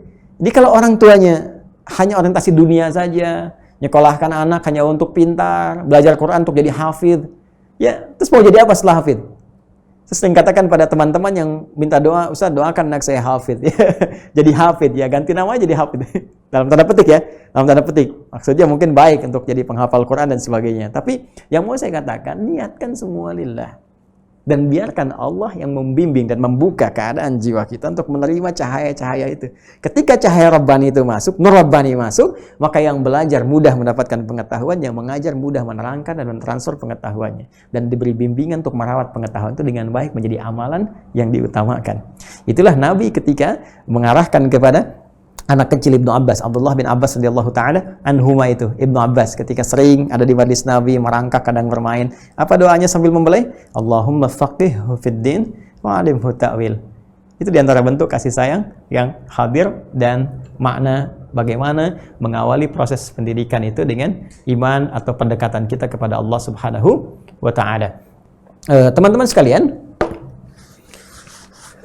mohon izin ya, saya mudah-mudahan waktunya ini cukup untuk saya sampaikan. Ini hal yang sangat penting sebelum kita berbicara tentang pejuang pendidikan. Ya, berjuang artinya tidak mudah, nanti ada banyak tantangannya, maka fondasi ini yang mesti kuat di awalnya. Jadi kita simpulkan yang pertama, untuk melahirkan pejuang pendidikan itu, maka konteks iman pun tidak boleh dilepaskan. Bukan hanya amalan-amalan ritual saja seperti sholat, dibuka pakai iman. Alladzina yu'minuna bil ghaib, iman, wa yuqimunas shalah, salat, infak pakai iman, kan? Haji, ya, kemudian umrah pakai iman, muaranya takwa, tapi ilmu pun, pendidikan pun tidak akan lepas dari iman. Dalam konteks mengerjakan semua ikhlas karena Allah Subhanahu wa taala. Ya. Teruskan. 2. Wa ma kana al-mu'minuna liyanfiru kaffah. Ya, falaula nafara min kulli firqatin minhum ta'ifah. Ini menarik nih. Ada nafar, kemudian setelah itu turun firqah, setelah itu turun ta'ifah. Ya, kalau nafar itu jumlah yang cukup banyak. Banyak, gitu kan? Nah, terus kalau turun sedikit jadi firqah, turun lagi jadi ta'ifah. Jadi kalau saya punya 40 nafar, 20-nya firqah, 10-nya taifah. Jadi ternyata ajakan Qur'annya banyak. Kalau nafar kenapa? Yuk, semua punya peluang yang sama. Jadi dalam dunia pengetahuan itu semua punya peluang yang sama. Walaupun yang mengambilnya jadi pilihan. Ya. Termasuk ayat ini bisa diterapkan dalam konteks di kelas misalnya banyak yang daftar, yang ikut 40 orang, 50 orang, walaupun yang jadi nanti taifah misalnya. Tapi kan yang lain setidaknya mendapatkan gambaran dari pengetahuan. Saya ingin katakan bahwa pembuka ini seakan-akan memberi kesan Allah memberikan peluang pendidikan, pengetahuan, dan membuka konsep ini kepada seluruh hambanya tanpa kecuali. Pada kita semua. Semuanya. Para ayah pendidik, para ibu pendidik, anak-anak yang kelak jadi pendidik, para guru-guru di sekolah, ya kan? Dimanapun, di pesantren, di madrasah, semua punya peluang yang sama untuk mendapatkan konsepsi pendidikan dalam naungan Al-Quran dan Sunnah Rasulullah SAW. Terapkan ini, Anda mendapatkan keistimewaan yang sama. Oke? Nah, bagaimana caranya untuk mendapatkan ini? Bagaimana memulainya setelah kita menguatkan iman kepada Allah? Jadi, tarekatnya cara ya, tarekat itu cara. Taraka diambil dari hadis Nabi, man salaka tariqan yaltamisu fihi ilma. Jangan dikaitkan dengan konteks satu keilmuan tertentu saja misalnya ya. Saya mau turunkan lagi. Jadi caranya setelah kita menguatkan iman dikuatkan nanti dengan ibadah. Ya, mohon izin sebelum sampai ke sini. Jadi karena tadi nggak bisa dipisahkan antara dengan iman dengan ilmu. Ya, imtak dengan iptek kalau istilah kekinian. Itu mengambil Quran surah ke-58 tadi, Al-Mujadalah ayat 11. Ya, iman dengan ilmu. Jadi cara untuk menguatkan imannya ya ibadah ritual tadi. Ya, salat. Karena itu kalau kita ingin dikuatkan, bagus misalnya kualitas pendidikannya, maka bangun, tambah dari yang standar. Salat fardu itu standar, tambahannya itu nafilah, hukumnya sunnah, tapi punya ya keistimewaan-keistimewaan yang cukup kuat. Misalnya salat malam, tahajudnya, itu Masya Allah, waktunya sangat efektif setelah tahajud belajar. Jangan tinggalkan salat tahajudnya, rawatibnya, salat duhanya, sedekahnya. Kalau saya pernah membuka sirah-sirah para ulama itu, pelajaran-pelajaran bagaimana mereka ketika belajar, Allahu Akbar, itu luar biasa. Menjaga sholat itu sudah pasti, tambahan sholat sunnahnya. Bahkan Syekh Nawawi Al-Bantani, ya Syekh Nawawi Al-Bantani itu sebelum masuk ke majlis para syekhnya, itu beliau sedekah dulu tuh. Ya, dan niatnya itu luar biasa. Ya, karena nanti konsepsi ini ada di Quran surah ke-5 Al-Maidah ayat 35. Jadi kalau kita ingin mendapatkan satu harapan, bisa kita ambil wasilah dengan takwa. Ya ayyuhalladzina amanu taqullaha wabtaghu ilaihil wasilah. Hei orang-orang beriman, tingkatkan takwamu kepada Allah. Dengan takwa itu cari wasilah. Ya, untuk menggapai apa yang kau harapkan. Jadi amalnya takwa. Ya, takwa itu banyak. Ya, salat itu takwa, baca Al-Qur'an itu takwa, berdoa itu takwa, sedekah itu takwa. Jadi kalau nanti Anda misalnya ingin dapat pengetahuan, takwa. Akhir ayat 282, Quran surah kedua, ya wattaqullah wa yu'allimukumullah. Tingkatkan takwamu kepada Allah, Allah mengajarkan pengetahuan. Karena apa amalannya? Tadi bisa tahajud, ya, banyak baca Al-Qur'an, di antaranya sedekah juga. Nah, Imam An-Nawawi Al-Bantani niat sedekahnya itu menarik. Jadi beliau sedekah itu salah satunya diniatkan supaya tidak ingin melihat aib gurunya. Ya Masya Allah ini. Karena itu berkah. Jadi kalau orang sudah masuk, taklim pada guru itu misal, ya, ketika sudah masuk, diniatkan karena Allah, ya Allah saya pengen belajar, berikan kekuatan, dan saya tidak ingin melihat aib guru saya. Itu di antara adab yang sangat luar biasa. Bahkan Al-Imam An-Nawawi itu punya kitab namanya At-Tibyan fi Adab Hamalatil Quran. Nanti ada banyak para ulama mengarang kitab-kitab khusus untuk menuntun kita belajar dalam konteks pendidikan yang kuat. Ya, nanti saya tunjukkan di akhir beberapa kitabnya misalnya. Ya, itu beliau dengan sangat detil mengurutkan. Ini kewajiban pengajar, ini kewajiban pembelajar, ada adab saat masuk ke majlis, ada adab menghormati guru dan sebagainya. Nah, ini bagaimana Anda bisa dapat berkah dari ilmu? Belum masuk ke majlis ilmu sudah mengunjing ustadznya. Ya, belum mau belajar. Siapa ustadznya? Fulan, bid'ah nih. Ya bagaimana bisa dapat ilmunya? Celakanya ketika yang disampaikan benar, Anda bisa menolak kebenaran dan masuk dalam konteks kesombongan. Bukankah sombong itu batarul haq, menolak kebenaran? Ya. Ayo hati-hati itu. Ya, oh ini nggak mau nih, ini begini. Ya kalau dia benar yang disampaikan, ya Qur'annya ada, hadisnya ada, masa kemudian kita menolaknya? Ya, nggak ada masalah kalau kita tidak belajar dengan itu, tapi ketika kita menolak isi kebenaran, itu yang jadi persoalan. Nah, pun demikian menggunjing ustaz, kan? Menggunjing yang lainnya, membuat sesuatu yang buruk tentang itu tidak melahirkan keberkahan. Karena itu yang mau saya tegaskan sekali lagi, kembali ke sini, untuk menguatkan iman kepada Allah, maka cara turunkannya dengan amal saleh dalam bentuk ibadah ritual ataupun amalan sosial. Setelah itu, turunkan ayatnya. Ini baru satu ayat ya. Lihat tafaqahu fid din. Lihat tafaqahu. Pembelajaran konteks ad-din, ya, keagamaan. Ad-din itu luas. liyatafaqahu fid din. Ad-din itu luas. Ya. Kalau mau tegas kita katakan Quran surah ketiga ayat 19. Innad dina 'indallahil Islam. Yang dimaksud ad-din di sini al-Islam. Nah, sedangkan konsepsi Islam ketika mengajarkan pengetahuan secara singkat dibagi dua. Ilmu yang terkait dengan syariat saja, syariah. Untuk penguatan konteks keagamaan, ya ilmu tentang salat, ilmu tentang zakat disebut dengan fiqih, ilmu tentang misalnya mengenal Allah ya dengan segala sifatnya dan seterusnya itu disebut dengan tauhid, ya. Ada ilmu lagi misalnya terkait dengan hal-hal yang kita terapkan dalam beretika disebut dengan akhlak, ya. Nah, maka di situ kita turunkan ini syariat. Ya, bagaimana supaya salatnya khusyuk, wudunya benar dan sebagainya. Ya, maka ulama yang fokus dalam bidang ini disebut dengan ulama syar'i atau dalam konteks syariat. Ada yang berbicara tentang analisis dalam kehidupan secara umum, ya. Umum. Al-ulum al-ammiyah, al-ulum al-ammah, ya. Umum. Islam mengarahkan untuk menganalisis misalnya, ya dalam dunia hewan, ya turun Quran surah ke-88 misalnya, afala yanzuruna ilal ibili kaifa khuliqat, apa engkau tidak memperhatikan bagaimana unta diciptakan? Minta menganalisis semut, minta menganalisis lebah. Dalam dunia tumbuhan, turun ayat-ayat menerangkan, bahkan di Yasin syajaril akhdar, ya ada pohon hijau, silahkan dicek. Ada di surat misalnya Abasa itu, bagaimana disebutkan zaitun, disebutkan anggur, silahkan analisis apa manfaatnya, ya kan? Ada tentang pisang, ya. Ada tentang alam semesta. Inna fi khalqis samawati wal ardi wa ikhtilafil laili wan nahari la ayatin li ulil albab. Pergantian siang dan malam, apa yang terjadi di langit, di bumi, bahkan di lautan, ya. Ya, di Al-Baqarah 164 itu bisa kita lihat juga, ya. Dari ayat 163-nya bahkan. Inna fi khalqis samawati wal ardi wa ikhtilafil laili wan nahari wal fulki allati tajri fil bahri bima yanfa'un nas. Bahkan 15 abad yang lalu sudah disebutkan bagaimana kapal berlayar di lautan. Itu petunjuk yang sangat jelas. Karena itu banyak para ulama-ulama kita di kemudian hari, ya era-era setelah sahabat masuk ke tabi'in, setelah itu banyak sekali yang menganalisis secara konteks keilmuan secara umum. Karena itu siapa penemu misalnya dari dua sayap pesawat terbang prototipenya? Orang Islam, ya Abbas bin Firnas. Siapa yang menemukan konsepsi kimia pertama kali? Orang Islam, Jabir bin Hayyan. Ya, masih ingat Ibnu Sina, Al-Kindi, Al-Farabi, Al-Khawarizmi, Al-Battani, ya Al-Jabbar dan sebagainya, itu orang-orang Muslim. Dan karyanya abadi sampai dengan kini menginspirasi keilmuan yang berkembang di barat bahkan sampai kekinian.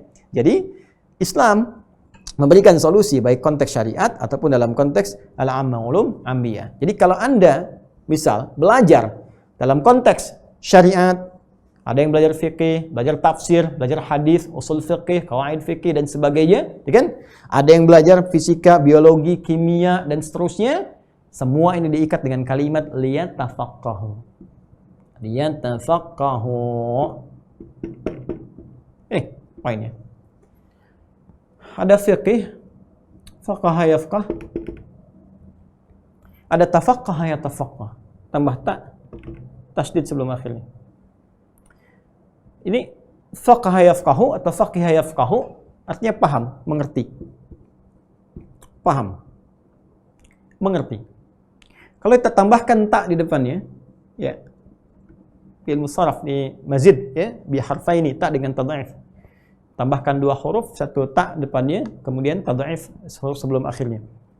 Teman-teman sekalian, huruf ta di antara fungsinya, ini ada banyak ya. Ada buku bagus ya.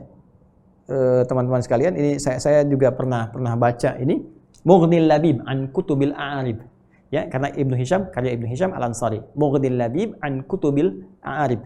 Itu nanti diantaranya menerangkan tentang misalnya kalau hamzah ini ada berapa fungsi nih di bahasa Arab. Ya, ba ada berapa fungsi, ta ada berapa fungsi. Ya, seperti ba misalnya ada 14 fungsinya dalam bahasa Arab. Ya, hamzah ada berapa, ta ada berapa sampai dengan ya. Ya, sampai dengan ya. Itu pernah ada orang ngambil disertasi untuk membahas ba saja. Dalam Quran surah ke-5 ayat yang ke-6, ayat tentang wudu. Jadi begitu mengusap kepala pakai ba, yang lainnya enggak. Wamsahu biru'usikum. Ya ayyuhalladzina amanu idza qumtum ilas shalah faghsilu wujuhakum wa aydiyakum ilal marafiq wamsahu biru'usikum. Kenapa ketika menyebut mengusap kepala pakai ba? Itu menganalisis ayat itu pakai ba saja. Guru saya pernah menyampaikan, itu dapat doktor.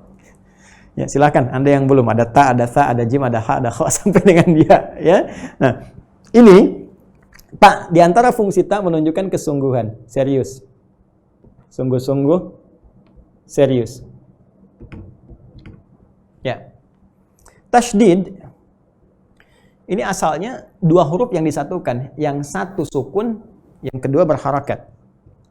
Awal hamzah, wawunya asalnya mati, gini sukun, yang kedua berharokat wa.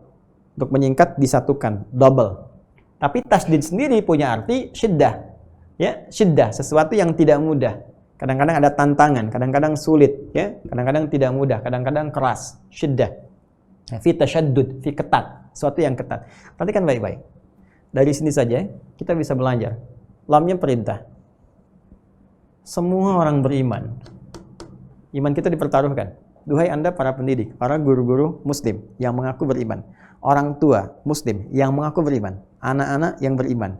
Para pelajar yang beriman. Semua. Para ustadz, para kiai, habaib, semuanya yang mengaku beriman kepada Allah Subhanahu wa taala. Iman kita dipertaruhkan di sini. Ketika ada ayat dalam Al-Qur'an dibuka dengan kalimat iman, maka iman kita di situ dipertaruhkan. Kalau kuat imannya, semakin cepat diamalkan apa yang Allah perintahkan. Kalau lemah, maka kadang-kadang tidak mudah kita kuat mengamalkannya. Ayat salat dibuka dengan kalimat iman. Alladzina yu'minuna bil ghaib wa yuqimunas shalah. Kalau kuat imannya, kuat dan semangat salatnya. Lemah imannya, maka lemah salatnya. Ayat ilmu dibuka dengan kalimat iman. Iman dipertaruhkan. Jadi kalau iman kita kuat, maka mengamalkan ayat ini kita akan betul-betul semangat mengerjakannya. Kalau iman kita lemah, kita anggap ini sebagai hal yang biasa. Perhatikan. Pertama, dia tafaqahu fid din. Dalam konteks belajar, baik ilmu syariat dalam naungan ad-din. Ini yang pokok ketika ayat ini diturunkan, ini yang dimaksudkan, yang pokok, ilmu-ilmu syariat. Ya, supaya salatnya, baca Qur'annya, hajinya, zakatnya dan sebagainya. Konteks lebih luasnya ilmu umum. Karena masih dalam konteks keislaman, konteks ad-din. Sekarang perhatikan baik-baik. Semua pelajaran ini diikat dengan kalimat tafaqquh. Dari kata faqaha artinya paham. Jadi orang beriman itu, kalaupun dia mengajarkan sesuatu atau dia belajar sesuatu, dia tidak akan mencukupkan pada transfer informasi saja, tapi akan memastikan apa yang ia terima betul-betul dipahami.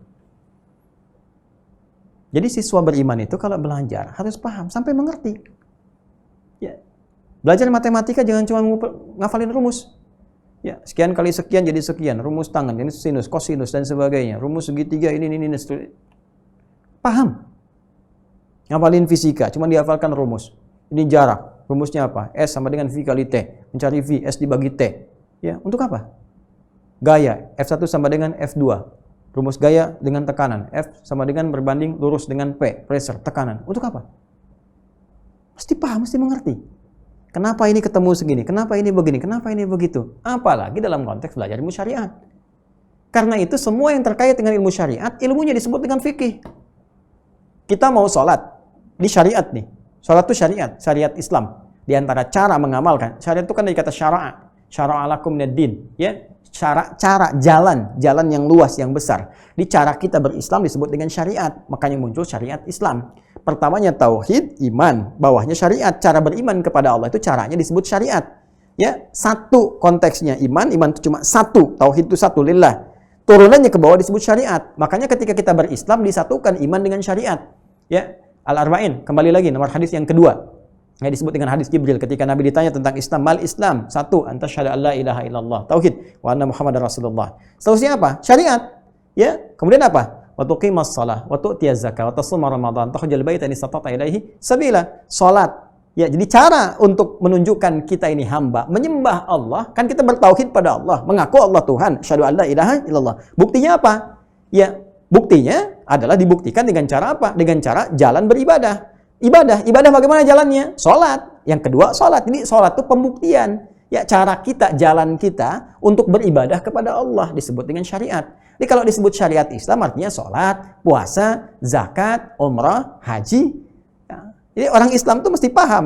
Jangan sampai orang Islam menolak syariat Islam. Itu aneh itu. Gak paham artinya.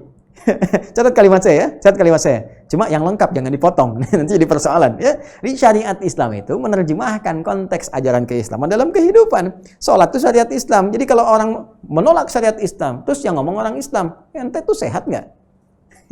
Berarti Anda nggak salat nih. Anda nggak puasa dong, Anda nggak zakat. Ingat, di antara syariat Islam itu ada konteks ritual, ya, ada konteks sosial, ya, ada konteks kehidupan lebih luas lagi, dan kita diminta semampu kita mengerjakan sesuai tuntunannya. Ya, karena itu turunkan lagi ke sini. Silahkan cek. Ketika kita ingin menerapkan syariat Islam dalam konteks ibadah ritual, sholat, ya, bukankah sholat mesti ada ilmunya? Ilmunya disebut apa? Fikih. Maka kita menemukan kitab-kitab fikih salat. Silahkan cari kitab judulnya ilmu salat.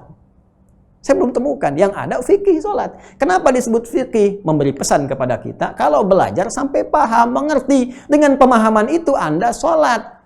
Sekarang balikan coba. Dari sekian ribu orang ruku dan sujud, dari sekian ribu kali, berapa persen bacaan salat dan gerakannya dipahami? Jangan-jangan selama ini salat, tapi nggak ngerti yang dibaca. Ini bagaimana bisa khusyuk? Ruku, salat, baca bacaannya, tapi nggak paham. Sujud tuh minta doa. Duduk di antara dua sujud, doanya banyak. Rabbighfirli warhamni wajburni warzuqni, dan seterusnya. Ya Allah, sayangi aku, ampuni aku, lindungi aku, berikan aku rizki. Tapi nggak ngerti yang dibaca. Bagaimana bisa khusyuk? Habis salat minta lagi, ya Allah berikan aku rizki. Kata Allah, yang tadi apa dalam salat? Yang tadi warzuqni. Ya warzuqni, saya minta rizki.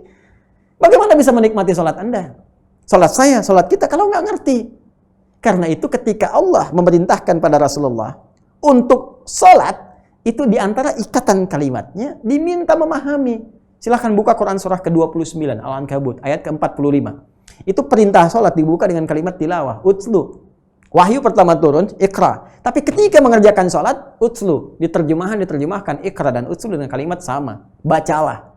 Padahal utslu itu secara bahasa dari tilawah. Tilawah itu punya 3 arti. 1 baca, 2 pahami yang dibaca, 3 amalkan apa yang telah dipahami itu. Lihat Al-Furuq Al-Lughawiyah, ya, kitab Al-Furuq Al-Lughawiyah itu kitab sangat bagus, ya teman-teman sekalian. Al-Furuq Al-Lughawiyah. Ya, di situ diterangkan kalimat-kalimat yang terlihat terjemahannya sama, seperti mirip pada penekanannya berbeda. Nah, yang paling menarik, iqra, baca atau menghadirkan apa yang diingat atau membaca apa yang tampak. Tilawah, baca, paham yang dibaca, amalkan apa yang telah dipahami itu. Utslu ma uhya ilaika minal kitab. Utslu ma uhya ilaika minal kitab. Baca dulu, pahami dulu segala ketentuan yang diwahyukan kepada Muhammad SAW dari Alkitab, dari Al-Quran. Wa aqimis shalah. Dengan pemahaman, dengan bacaan itu yang dibimbing oleh malaikat Jibril alaihissalam, ya setelah paham, mengerti, wa aqimis shalah, dirikan salat. Jadi perintah salat itu disebutkan, diiringi, diawali dengan perintah membaca, memahami isinya. Itu yang akan melahirkan kualitas salat. Apa kualitasnya? Di antaranya, innas salata. Sungguh salat yang ditunaikan dengan benar itu pakai alif lam. Innas salat ma'rifah. Ya, diikat. Apa ikatannya? Tadi ikatan pemahaman itu.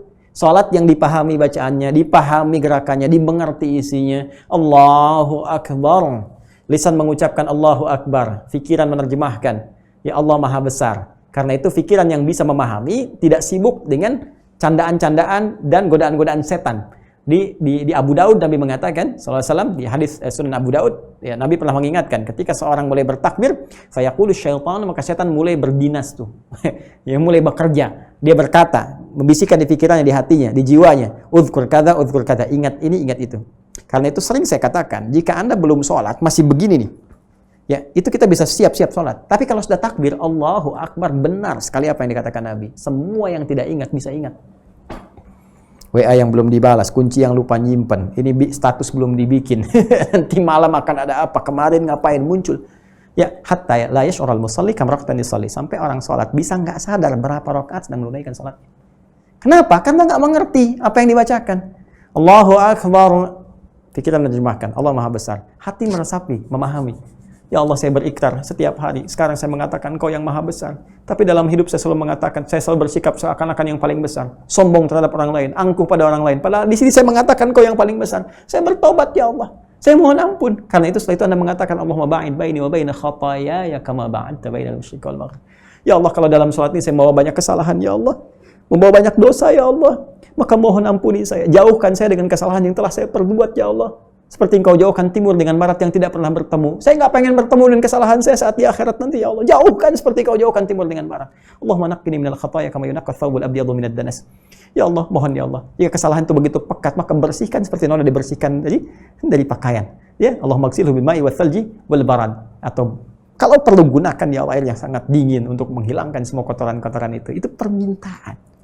Dan nikmat ketika apa yang kita ucapkan kita pahami dalam sholat itu luar biasa. Tanha anil fakhsya'i wal munkar. Karena mengerti tentang itu terhubung dengan Allah kita, maka hubungan yang menguatkan kita dengan Allah menjaga kita dari perbuatan keji dan mungkar. Makanya kalau orang sholatnya benar dijaga oleh Allah karena terhubung dengan Allah. Ya. Nah, ini paham. Karena itu saya tidak menginginkan saya, Anda, kita jangan sampai ada yang belajar nggak paham, nggak ngerti syariat. Sama anak-anak belajar di sekolah sekarang, ada yang belajar matematika, fisika, biologi, macam-macam. Jangan sampai ya cuman masuk, absen, keluar. Ya, dan saya tidak ingin mendengar ada orang beriman datang ke kelas, kadang absen diwakilkan, atau datang duduk paling belakang, nggak pernah nanya, ujian, minjem, contekan teman. Itu bukan tipikal orang beriman. Duduk paling depan. Dengarkan, fokus, catat, tanyakan yang tidak dimengerti. Fas'alu ahla dzikri in kuntum la ta'lamun. Pahami sampai paham. Keluar dari kelas, belum paham, tanyakan gurunya. Jadi beda antara masuk dengan keluar itu tidak sama. Masuk ruangan dengan keluar ada sesuatu yang berbeda. Dan berusahalah dengan sungguh-sungguh. Tak, serius. Kalau kita mau sukses, serius. Mau jadi pendidik, serius. Berjuang itu ada tantangan, serius. Karena itu kenapa disebut perjuangan? Karena ada tasdid, syiddah, kadang nggak mudah. Apa guru yang mendapatkan 20 murid semuanya sama tingkahnya, karakternya? Belum tentu. Ada yang langsung ikut karena di rumahnya pendidikan orang tua bagus, ada yang lari sana sini, ada yang memberontak, ada yang kadang-kadang ya sekarang tak terlukiskan. Karena memang tidak diimbangi dengan konsepsi pendidikan yang lain, materi-materinya. Dulu kita punya akidah sandingkan dengan akhlak, akidah akhlak. Sekarang di mana pelajarannya? Mana akhlak? Ya, diganti dengan berkarakter, semakin tidak berkarakter. Apa karakter yang mau dibangun? Akhlak dihilangkan, semakin tidak berakhlak. Ya, jadi Allahu Akbar, ya, kita harus koreksi beberapa hal. Jadi ini poinnya. Jadi ya, melahirkan pejuang-pejuang dalam dunia pendidikan, baik pelajar ataupun pengajar, ya untuk mentransferkan ataupun mendapatkan bagian pengetahuan, ikat penghambaan kepada Allah, serius kita kerjakan sampai dengan paham, dan yakini setiap ada tantangan, semua yang kita kerjakan pasti ada tantangannya. Ya kalau saya mau gali, mungkin agak panjang ini, ta'lim kita ini. Ya, jadi kalau kita mau turunkan, kesulitannya bagaimana? Buka lagi Quran surah kedua, ayat 214. Am hasibtum an tadkhulul jannata wa lamma ya'tikum mathalul ladzina khalau min qablikum. Hei, apa kamu duga mudah sekali mendapatkan surga itu atau sukses dalam kehidupan kamu? Karena jannah itu bisa dalam konteks surga, bisa dalam konteks kesuksesan dunia yang kita raih. Ya, nanti ayatnya banyak. Termasuk di Al-Kahf juga ada kisah orang sukses, dua orang, satu pemilik kebun disebut dengan jannah, itu orang sukses.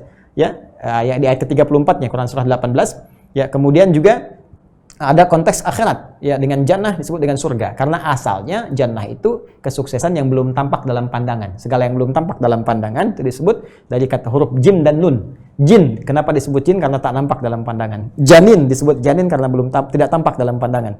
Surga disebut jannah karena belum tampak dalam pandangan. Kesuksesan dalam konteks dunia yang belum diraih itu disebut dengan jannah karena belum tampak dalam pandangan. Apa engkau kira akan sukses begitu saja? Sukses mengajar, sukses belajar, ya kan? Atau bahkan sukses mendapatkan bagian dari rahmat Allah surga itu, sementara engkau belum mendapatkan ujian-ujian tantangan seperti orang dulu diuji.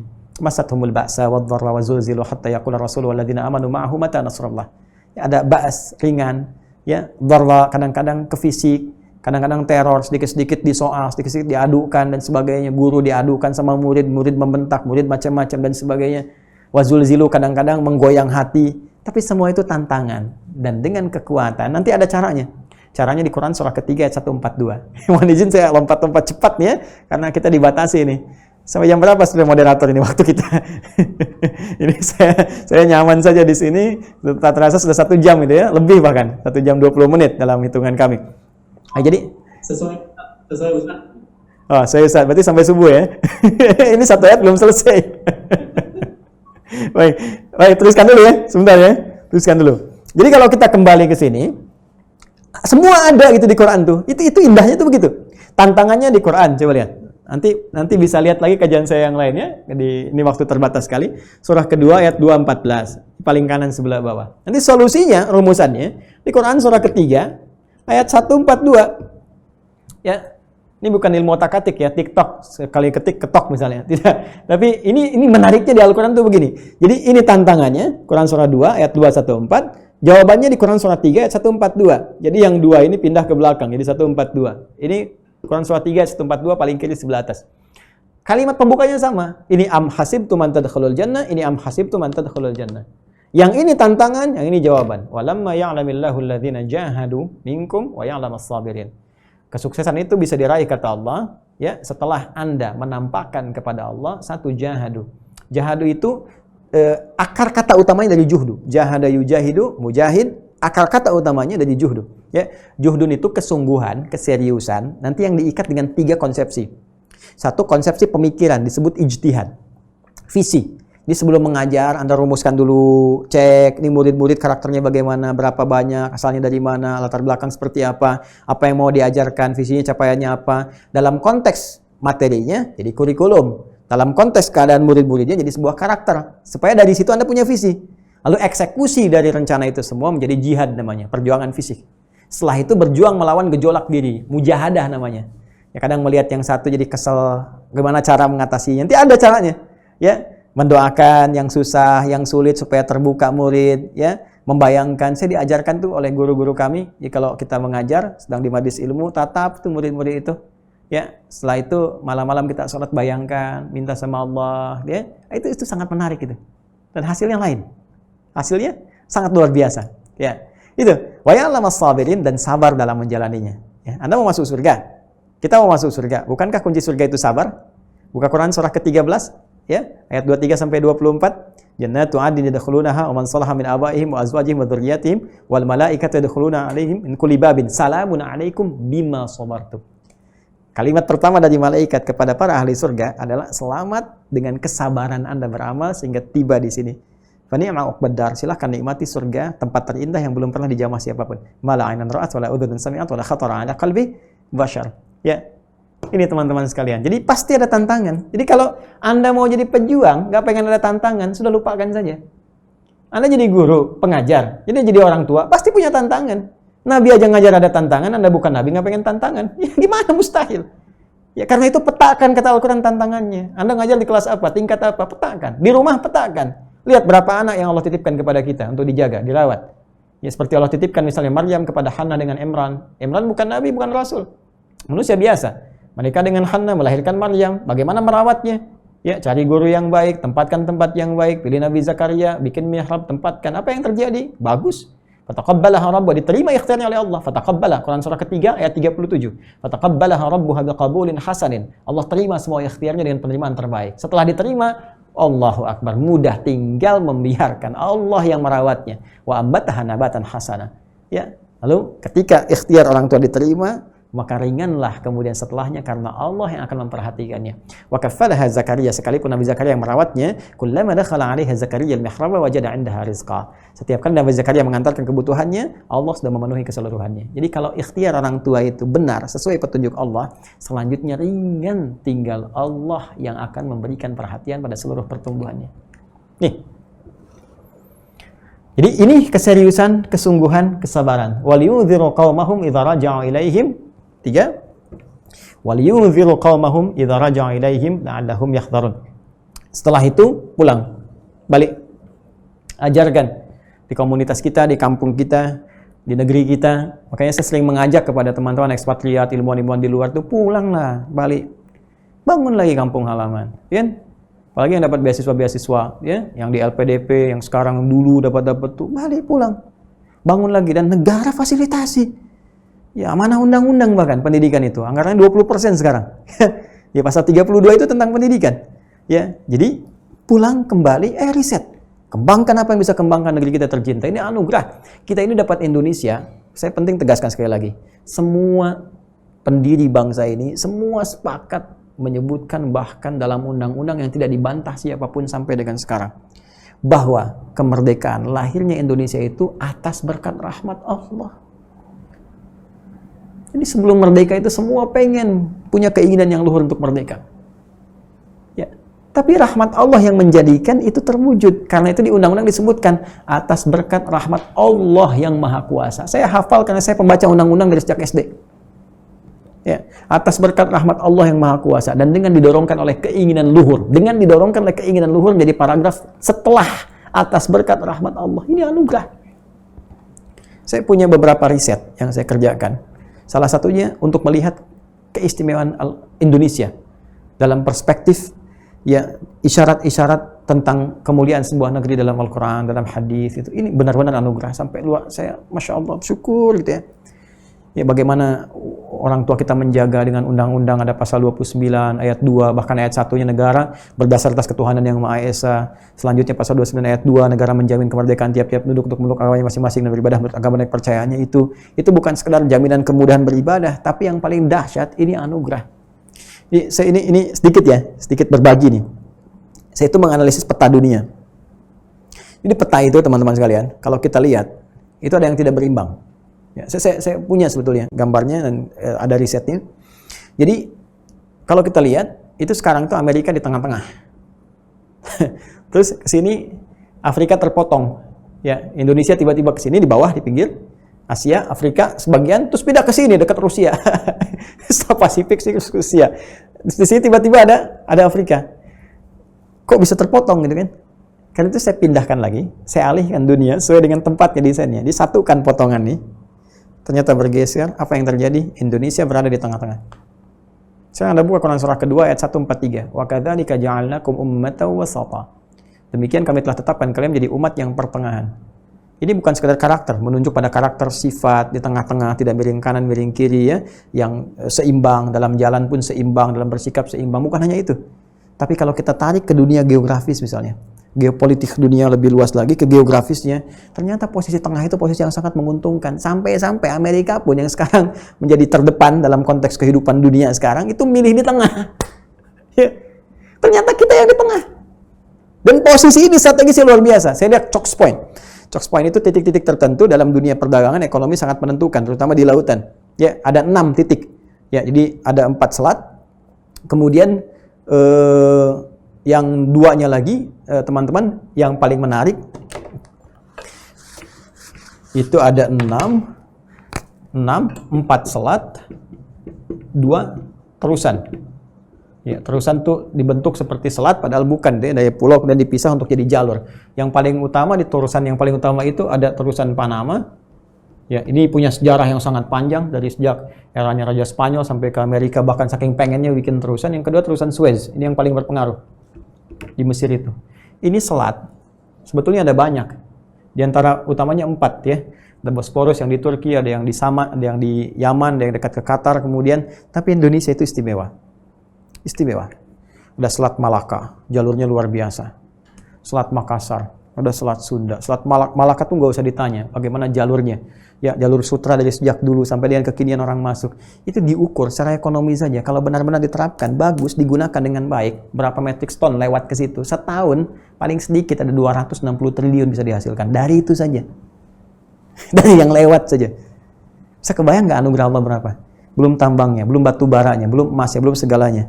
Orang mau nambang batu bara itu sampai kiloan, berkilo-kilo, puluhan dan ratusan kilo ke dalam belum ada. Indonesia, lihat ke Kalimantan. Saya pernah ke Kalimantan dari jauh, Allah. Bidadun judun. Ya, ini yang hitamnya kelihatan, yang berkilapnya kelihatan. Atas berkat rahmat Allah yang Maha Kuasa. Kalau nggak dijaga sayang, pulang. Bangun negeri kita. Ayo. Saya pengen ada insinyur yang bikin pesawat yang bagus, desain masjid-masjid yang bagus, yang indah-indah, tampilkan. Mana sih nuansa keislaman kita? 200 juta tuh kayak nggak kerasa sih. Ayo, bangkit, bangun. Mana ahli ekonomi orang Islam? Bangun ekonomi Islam. Supermarket mana orang Islam? Saya pengen lihat supermarketnya yang mana. Hah? Yang kecil-kecil udah banyak. Supermarket yang muslim bagaimana? Orang Islam butuh beras. Ya, kenapa nggak ada yang jualan beras orang Islam aja? Kenapa di Surabaya nggak bikin aplikasi orang Islamnya? Ya, dipetakan. Aplikasi untuk teman-teman muslim di sana. Nih untuk Surabaya misalnya. Yang toko berasnya ini, pakaiannya ini, ininya ini. Satukan di situ. Ya, dan itu luar biasa. Dan itu akan membantu ke negara juga. Bukankah banyak penduduknya orang Islam di sini? Kalau orang Islamnya sejahtera, negara terbantu. Yang miskin hilang. Kan persepsinya begitu kan? Jadi ini saya ingin bangun sebuah kekuatan dari keadaan iman kita untuk kita tahu hidup ini cuma sementara. Kita ini berjuang. Minimal berjuang untuk hidup kita supaya pulang itu ringan. Wafat tuh kita punya kebanggaan di hadapan Allah. Saya mau tanya sih, nanti kalau kita meninggal apa yang mau dibanggakan? Apa amalan yang paling kita banggakan? Apa yang mau dibawa? Wahai Anda para guru misalnya, para pejuang, jadikan itu sebagai amalan utama untuk pulang. Jadi kebanggaan di hadapan Allah. Ahli Al-Quran dengan Qurannya, ahli hadis dengan hadisnya.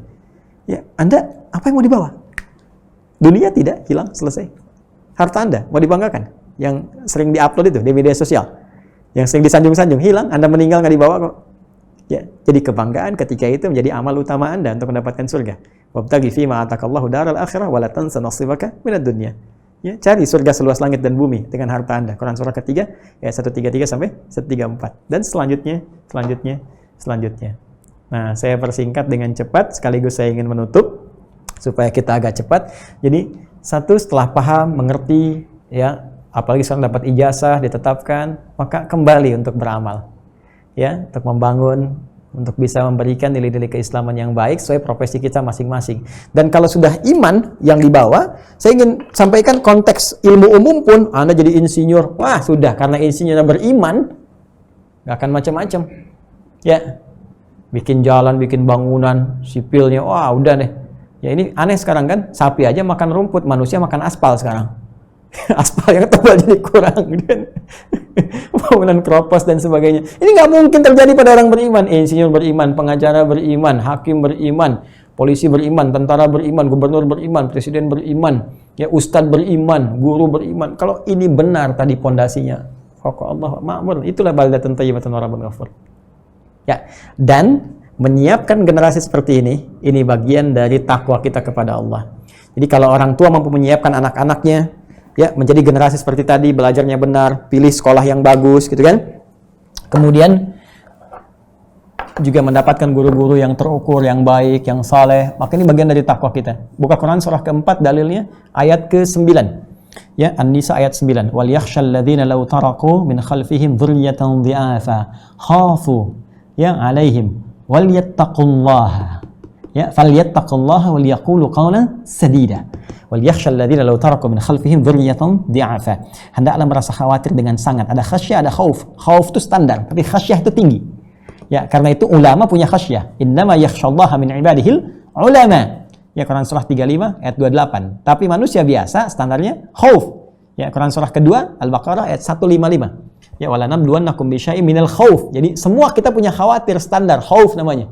Ya, khawatir gelisah kalau anak belum pulang, khawatir suami kau pulangnya telat dari kantor, khawatir uang belanja belum tiba akhir bulan. Itu khauf namanya. Ya kan? Khawatir nih taklim belum selesai-selesai. Itu khauf. Tapi khasyah itu tinggi. Ya, Anda lewat ada suara singa di samping. Oh, itu khasyah. Takutnya dalam, dahsyat. Ulama punya sifat ketakutan kepada Allah, khasyah. Takut kalau berfatwa salah, takut kalau menatap keliru, takut kalau bicara Allah nggak ridha, dan sebab itu khasyah.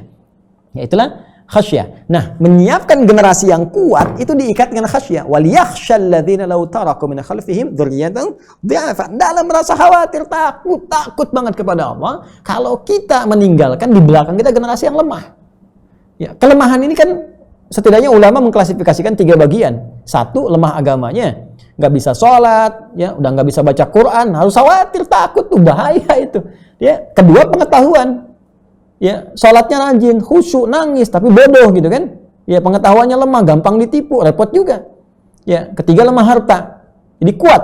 Ya, kekuatan ekonomi itu akan memberikan ketentraman. Alladzi at'amahum min ju', Quran surah ke-106 Al-Quraisy, ya, alladzi at'amahum min ju' wa amanahum min khauf. Di syarat stabilitas, kenyamanan, 1, ekonomi terjamin, ya, cukup, kemudian keamanan, ketentraman, baik. Ya, jadi kalau ditinggalkan hartanya lemah, khawatir meminta-minta, agamanya lemah, khawatir ke Allah jauh, atau ilmunya lemah, itu bahaya juga. Karena itu kalau kita gabungkan semua ini, didik generasi yang terbaik. Ya, di rumah jadi pendidik yang baik, anak-anak. Ya, ayah bismillah, infak, cari nafkah yang baik dengan cara yang halal, berjuang dengan bagus. Hartanya yang halal pakai, bawa ke rumah untuk mendidik anak-anak. Ya, ibu masak jadi makanan berkah dengan harta yang halal. Saya ingatkan ya, demi Allah saya katakan, demi Allah bertakwalah para orang tua kepada Allah Subhanahu wa taala. Jangan cari harta haram. Karena rizki itu sudah Allah tetapkan bagi kita, nggak akan tertukar, jumlahnya tetap pas. Jangan pernah tergerak mencari yang haram. Ya, walladzi qaddara fahada. Quran surah ke-87. Sabbihisma rabbikal a'la alladzi khalaqa fasawwa walladzi qaddara fahada. Allah telah menetapkan bagi kita. Apa di antara yang Allah tetapkan? Rizki. Lihat hadisnya dari Ibnu Mas'ud radhiyallahu taala anhu, yang Nabi sallallahu alaihi wasallam wa huwa shadiqul masduq. Ya, inna ahadakum yujma'u fi batni ummihi 40 yawman nutfah, thumma yakunu mithla dhalika 'alaqah, thumma yakunu mithla dhalika mudghah, thumma yursalu ilaihi al-malak. Ya, wa yu'maru bi katbi 40. Yang pertama bi katbi rizqihi wa ajalihi. Diperintahkan oleh Allah menetapkan 4 hal sebelum terlahir. Apa yang telah tetap? Rizkinya sama dengan ajalnya. Rizki kita itu telah tetap, jangan takut. Quran surah ke-51 ayat 22, wa fis samaa'i rizqukum wa ma tu'adun. Di langit telah ditetapkan rizkimu sampai wafat sesuai dengan maslahat hidupmu, dan dijanjikan kepadamu segala yang dijanjikan untuk diberikan. Ya, karena Allah janji diberikan, pasti dikasih. Cara mendapatkan janji itu bekerja. Quran surah kedua, ya, ayat ke-168 misalnya, ya ayuhan nasu kulu mimma fil ardi halalan thayyibah. Ya, bagi orang beriman di ayat 172, ya ayyuhalladzina amanu kulu min thayyibati ma razaqnakum. Kata Allah, orang beriman tuh cari yang baik-baik, yang halal-halal. Jangan pikirkan yang haram, karena rezeki kita sudah jelas. Anda dapat yang halal, dapat segitu. Dapat yang dengan yang haram pun segitu juga, karena rezeki Anda tetap. Misal sampai meninggal kita 5 miliar nih. Hari ini dapat 100 juta. Anda mau cari dengan yang haram pun dapatnya segitu juga, nggak akan pernah lebih sampai wafat. Bedanya di keberkahan dengan nilai pahala. Mungkin dengan cara yang halal dapatnya 1 juta dulu. Kelihatannya kecil tapi berkahnya banyak. Tapi tetap sampai wafat pun akan segitu juga, 5 miliar juga.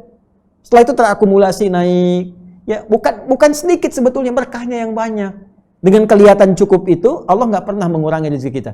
Ya, Allah itu kalau nggak nambah kepada kita dalam sehari sesuai ukuran tadi, ukurannya tetap, ya bisa 1 juta hari ini, besok 2 juta ditambahkan. Wa amma idza mabtalahu rabbuhu fa akramahu wa na'amahu fa yaqulu rabbi akraman.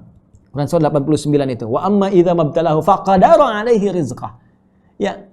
Faqadar ditetapkan, jadi cukup. Allah cukupkan, kaya dan cukup, enggak ada yang miskin. Yang miskin itu yang tidak pernah merasa cukup. Ya, jangan pernah mencari yang haram. Ingat, cari yang halal. Ya, halal. Walaupun hari ini 1 juta dapatnya, kelihatannya kurang cukup, dipakai cukup juga, tapi sholatnya nambah, doanya nambah, baca Qur'annya nambah karena berharap. Jadi puasa, setelah terbiasa beramal soleh dilimpahkan rezeki kepada Allah dengan lebih. Tadinya 1 juta, di 10 juta, 100 juta, karena kita sudah bisa mengelola rezeki itu sehingga digunakan pada yang benar.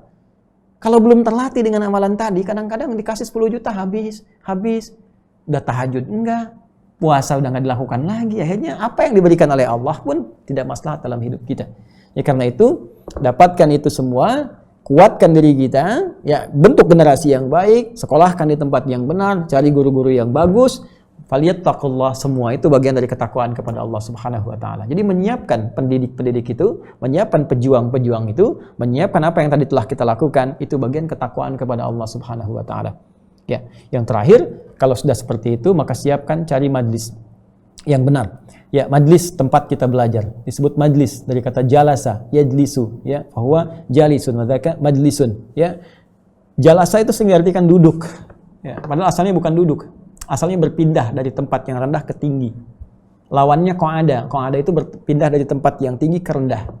Ya, karena itu di sholat kalau nggak bisa berdiri, kita duduk. Redaksinya menggunakan qu'ud, dari qa'ada yaq'udu qu'udan. Quran surah keempat An-Nisa ayat 103. Ya ayyuhalladzina amanu idza qumtum ila shalah, ya ayyuhalladzina amanu, ya hai orang-orang yang beriman, ya fa idza qadaitumus shalah, fa idza qadaitumus salata fadhkurullaha qiyaman wa qu'udan. Ya, saya ulangi, Quran surah keempat ayat 103. Fa idza qadaitumus salata, jika Anda telah tuntas mengerjakan salat, fadhkurullaha, maka berzikirlah kepada Allah qiyaman, dengan cara berdiri setelah salat zikir. Ya mungkin Anda buru-buru, tapi buru-buru itu bukan berarti nggak zikir. Anda bisa sambil berjalan, astagfirullah, subhanallah, alhamdulillah. Ya, kalaupun nggak mampu dalam keadaan berdiri, duduk, wa qu'udan. Nah, jadi dari berdiri ke duduk, posisi tinggi ke rendah menjadi qu'udan. Sebaliknya, perpindahan dari rendah ke tinggi disebut julusan. Ya, perintahnya ijlis. Jadi kalau duduk di karpet, pindah ke kursi, fadhal ijlis. Kalau berdiri, terus diminta duduk, orang Arab fasih mengatakan tafadhal qu'ud. Fadal uqud, biasanya kalau mau lebih sopan pakai masdar, fadal qu'ud. Ya, fadal julus, fadal qu'ud. Tempatnya disebut kalau Anda aktif belajar, ya, atau aktif bekerja, terus pensiun. Maka orang Arab mengatakan taqa'ud. Ya, tempatnya maq'ad. Tapi kalau Anda naik, tempatnya disebut majlis. Majlis. Jadi kalau cari sekolah, cari tempat belajar, tempat ta'lim, kenapa disebutnya majlis? Majlis ta'lim, artinya cari tempat yang bisa mengangkat Anda dari posisi rendah ke tinggi. Apa yang diangkat? Yarfa'illahu alladhina amanu minkum walladhina utul ilma darajat, iman dan ilmu. Jadi kalau cari sekolah, termasuk Al-Irsyad nih, mohon maaf ya Al-Irsyad, karena ini tersambung dengan Al-Irsyad dan punya sekolah, saya pernah ke sana itu beberapa kali. Ustaz Ami Abdurrahman, semoga Allah rahmati dan berkahi beliau, pejuang yang sangat luar biasa. Ya, beliau pernah memperkenalkan saya juga melihat sekolah-sekolahnya. Ya, salah satunya apa? Ya, yang sekolah Islam itu cuma 2, mengangkat iman dan ilmu. Yarfa'illahu alladhina amanu minkum walladhina utul ilma darajat. Jadi cari kualitas ilmu yang hebat, cari guru-guru yang bagus. Ngajar matematikanya bagus, pelajaran mudah dipahami, fisikanya, biologinya, bahasanya, macam-macamnya. Saat bersamaan mengangkat iman juga. Tahu waktu sholat, mengajarkan doa-doa yang benar, mengajarkan cara sholat yang benar. Padukan. Kalau dapat 2 ini, Termasuk Anda yang di rumah, orang tua, carikan sekolah yang benar, cari orang baik. Sekarang itu yang bisa kita perlukan. Ya, tantangannya tidak mudah sekarang. Hanya dua itu. Kuatkan ilmu dengan iman. Cari sekolah-sekolah yang benar, ilmu yang benar, termasuk guru-guru yang benar. Majlis ilmu yang benar. Ya, mohon izin, mohon maaf, bukan yang malah menurunkan iman. Ketawa yang tidak terkontrol gitu kan, atau hal-hal yang tidak diperkenankan, bahkan dan sebagainya ya. Tertawa boleh, Nabi bahkan pernah tertawa, tapi bukan tertawa yang menghilangkan iman, yang melunturkan ilmu dan sebagainya, termasuk dengan hal-hal yang tidak bermanfaat. Ya, saya kira itu yang saya sampaikan, dan para ulama telah memberikan rumusan yang terdalam. Ini Al-Imam Al-Bukhari, bahkan beliau menyusun kitab sahihnya, ya, Al-Jami' As-Sahih, Al-Musnad Al-Mukhtasar min umuri Rasulullah sallallahu alaihi wasallam sunanihi wa ayyamihi, disingkat Sahih Al-Bukhari, punya 97 pembahasan. 97 kitab. Di kitab ketiganya itu Kitabul Ilmi, Kitab Bad'ul Wahyi, Kitabul Iman, Kitabul Ilmi. Ini ada Kitabul Ilmi di sini. Ini langsung panduan dari Rasulullah SAW. Ya, bahkan Nabi pun membuat satu bab, saking pentingnya pendidikan, pengetahuan, itu Nabi menyampaikan hadis-hadis, oleh para ulama kemudian diklasifikasikan menjadi bagian tersendiri. Saya mengeluarkan dari sini sampai membuat buku kecil ya, Al-Majmu'. Ya, Al-Majmu' adab para penuntut ilmu, ya. Pedoman penuntut ilmu. Kemudian Al-Imam Syafi'i, Al-Imam Nawawi juga punya kitab At-Tibyan fi Adab Hamalatil Quran. Bahkan Hadratus Syekh Muhammad Hashim bin Asy'ari punya 19 kitab. Kitab pertamanya Adabul Alim wal Muta'alim. Terinspirasi juga itu gabungannya dari Ibnu Hajar Al-Asqalani punya Hajjus Sari. Ya, beliau Syekh Hashim juga menghimpun 19 kitab yang memberi nama Irsyadus Syari. Ya, Irsyadus Sari. Jadi Hajjus Sari, beliau Irsyadus Sari. Ya, ada lagi ini Muntaliqat Talibul Ilmi karya Syekh Muhammad Husain Yaqub, ini juga cukup baik ya. Ada beberapa kitab-kitab yang lain. Di kita pernah diajarkan di bidang akhlak, misalnya karya Ustadz Omar Ahmad Baraja, itu ada Akhlak lil Banin, Akhlak lil Banat, kan? Ada beberapa tahapan-tahapan yang bisa kita raih secara singkat. Saya punya keyakinan bahwa para ustadz, para kiai, para pengajar dan sebagainya, insya Allah punya rumusan-rumusan yang siap disampaikan, yang sudah punya standar baku, tapi semua itu akan kembali kepada pokok-pokoknya, pada apa yang telah kita bahas. Keikhlasan, kesungguhan, kekuatan, kesiapan menghadapi tantangan, mendekat kepada Allah dengan takwa, dan puncaknya mencari majlis-majlis yang berkah dengan meningkatkan ilmu dan iman. Saya kira itu sebagai rangkuman untuk melahirkan para pejuang-pejuang pendidikan. Adapun yang lainnya bonus saja, sebutan dari manusia, penetapan dari negara dan sebagainya, itu sesuatu yang bonus dunia dan tidak perlu kita jadikan orientasi yang besar, karena sesungguhnya apa yang Allah sebut dan Allah sanjung itu yang paling kita ingin harapkan. Saya kira itu yang bisa saya sampaikan. Mohon izin, kurang lebih 2 jam saya telah uraikan. Mudah-mudahan ada yang didapatkan. Saya sampaikan permohonan maaf bila ada hal yang kurang berkenan. Semoga Anda bisa mempelajari dari ustadz-ustadz lain untuk menyempurnakan, dan semoga Allah mengampuni kesalahan-kesalahan yang saya perbuat. Terima kasih. Subhanakallahumma bihamdika, asyhadu an la ilaha illa anta, astaghfiruka wa atubu ilaik. Assalamualaikum warahmatullahi wabarakatuh. Waalaikumsalam warahmatullahi wabarakatuh. Jazakumullah khairan Ustadz Adi Hidayat, LCMA. Baik, dan Ustadz ini boleh sesi tanya jawab ya? Baik, 5 menit ya. Bebas ya. Boleh ya. Karena ini ada yang harus saya kerjakan juga setengah 10. Ustadz, ini ada penanya yang sudah konfirmasi dari kita ambil yang dari timur. Mungkin di sana sudah jam setengah 11 ya. Pak Syahrul di Luwu Timur, Sulawesi. Pak Syahrul Kadake. Pak Syahrul, Assalamualaikum. Assalamualaikum. Pak Syahrul, boleh langsung bertanya ke Ustadz Adi Hidayat? Ini Assalamualaikum Ustadz. Waalaikumsalam warahmatullahi wabarakatuh. Pertanyaan saya Ustadz, bagaimana cara kita agar bisa menghilangkan sebuah rasa kemalasan di dalam diri kita Ustadz? Baik. Walaupun dalam artian kemalasan ini adalah kunci kebodohan, dan kebodohan itu adalah kunci kemalasan yang membuat kita itu tidak bisa berbuat apa-apa. Bahkan untuk beribadah kepada Allah saja itu kita akan terhalang oleh kemalasan dan yang lain-lainnya Ustaz. Baik. Sekian. Oke, ya. Terima kasih Pak Syahrul. Silakan Ustadz Adi. Baik, pertama semoga Allah muliakan Anda dengan keluarga dan menghilangkan apa yang tadi dirasakan dari sifat kemalasan dan menjauhkan kita dari semangat-semangat untuk menjalani ibadah kepada Allah.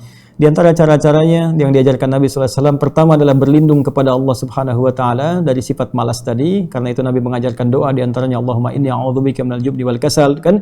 Ya Allah, aku berlindung kepadamu di antaranya dari sifat malas. Kasal itu malas, ya.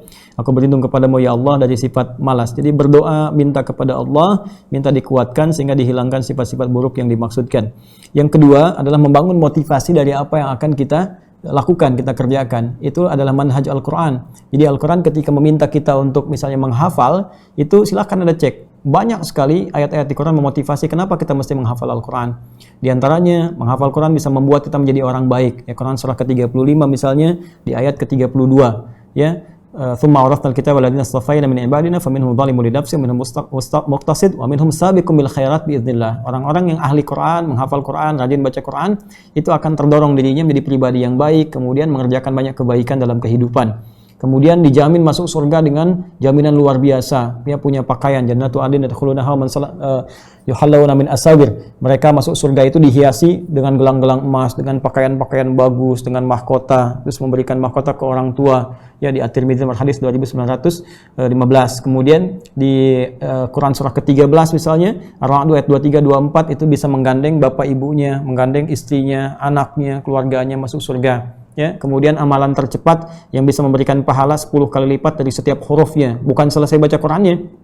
Anda baca Al-Ikhlas berapa huruf, bukan berapa ayat. Setiap hurufnya 10 pahala. Ya, dengan pahala itu rumusnya kan menutup dosa. Semakin banyak pahala, dosa tertutup. Jadi kalau orang cerdas, orang pintar, kenapa dia menghafal Quran? Salah satunya ingin menjadikan diri baik, menghilangkan dosa-dosa, memperbanyak pahala. Itu motivasi. Ya, menambah rizki misalnya. Nah, sekarang pertanyaannya, apa yang sedang Anda kerjakan? Ya, sehingga muncul kemalasan itu. Malas kan datangnya dari setan. Ya, setan itu mengaktifkan bagian dari fujur dalam tubuh kita. Jadi di tubuh kita ini gini, sumber kehidupan kita itu roh, ya, jiwa kita itu menyatu, nafas kita di kolbu namanya. Ya, di kolbu. Di dalam kolbu itu ada nafas.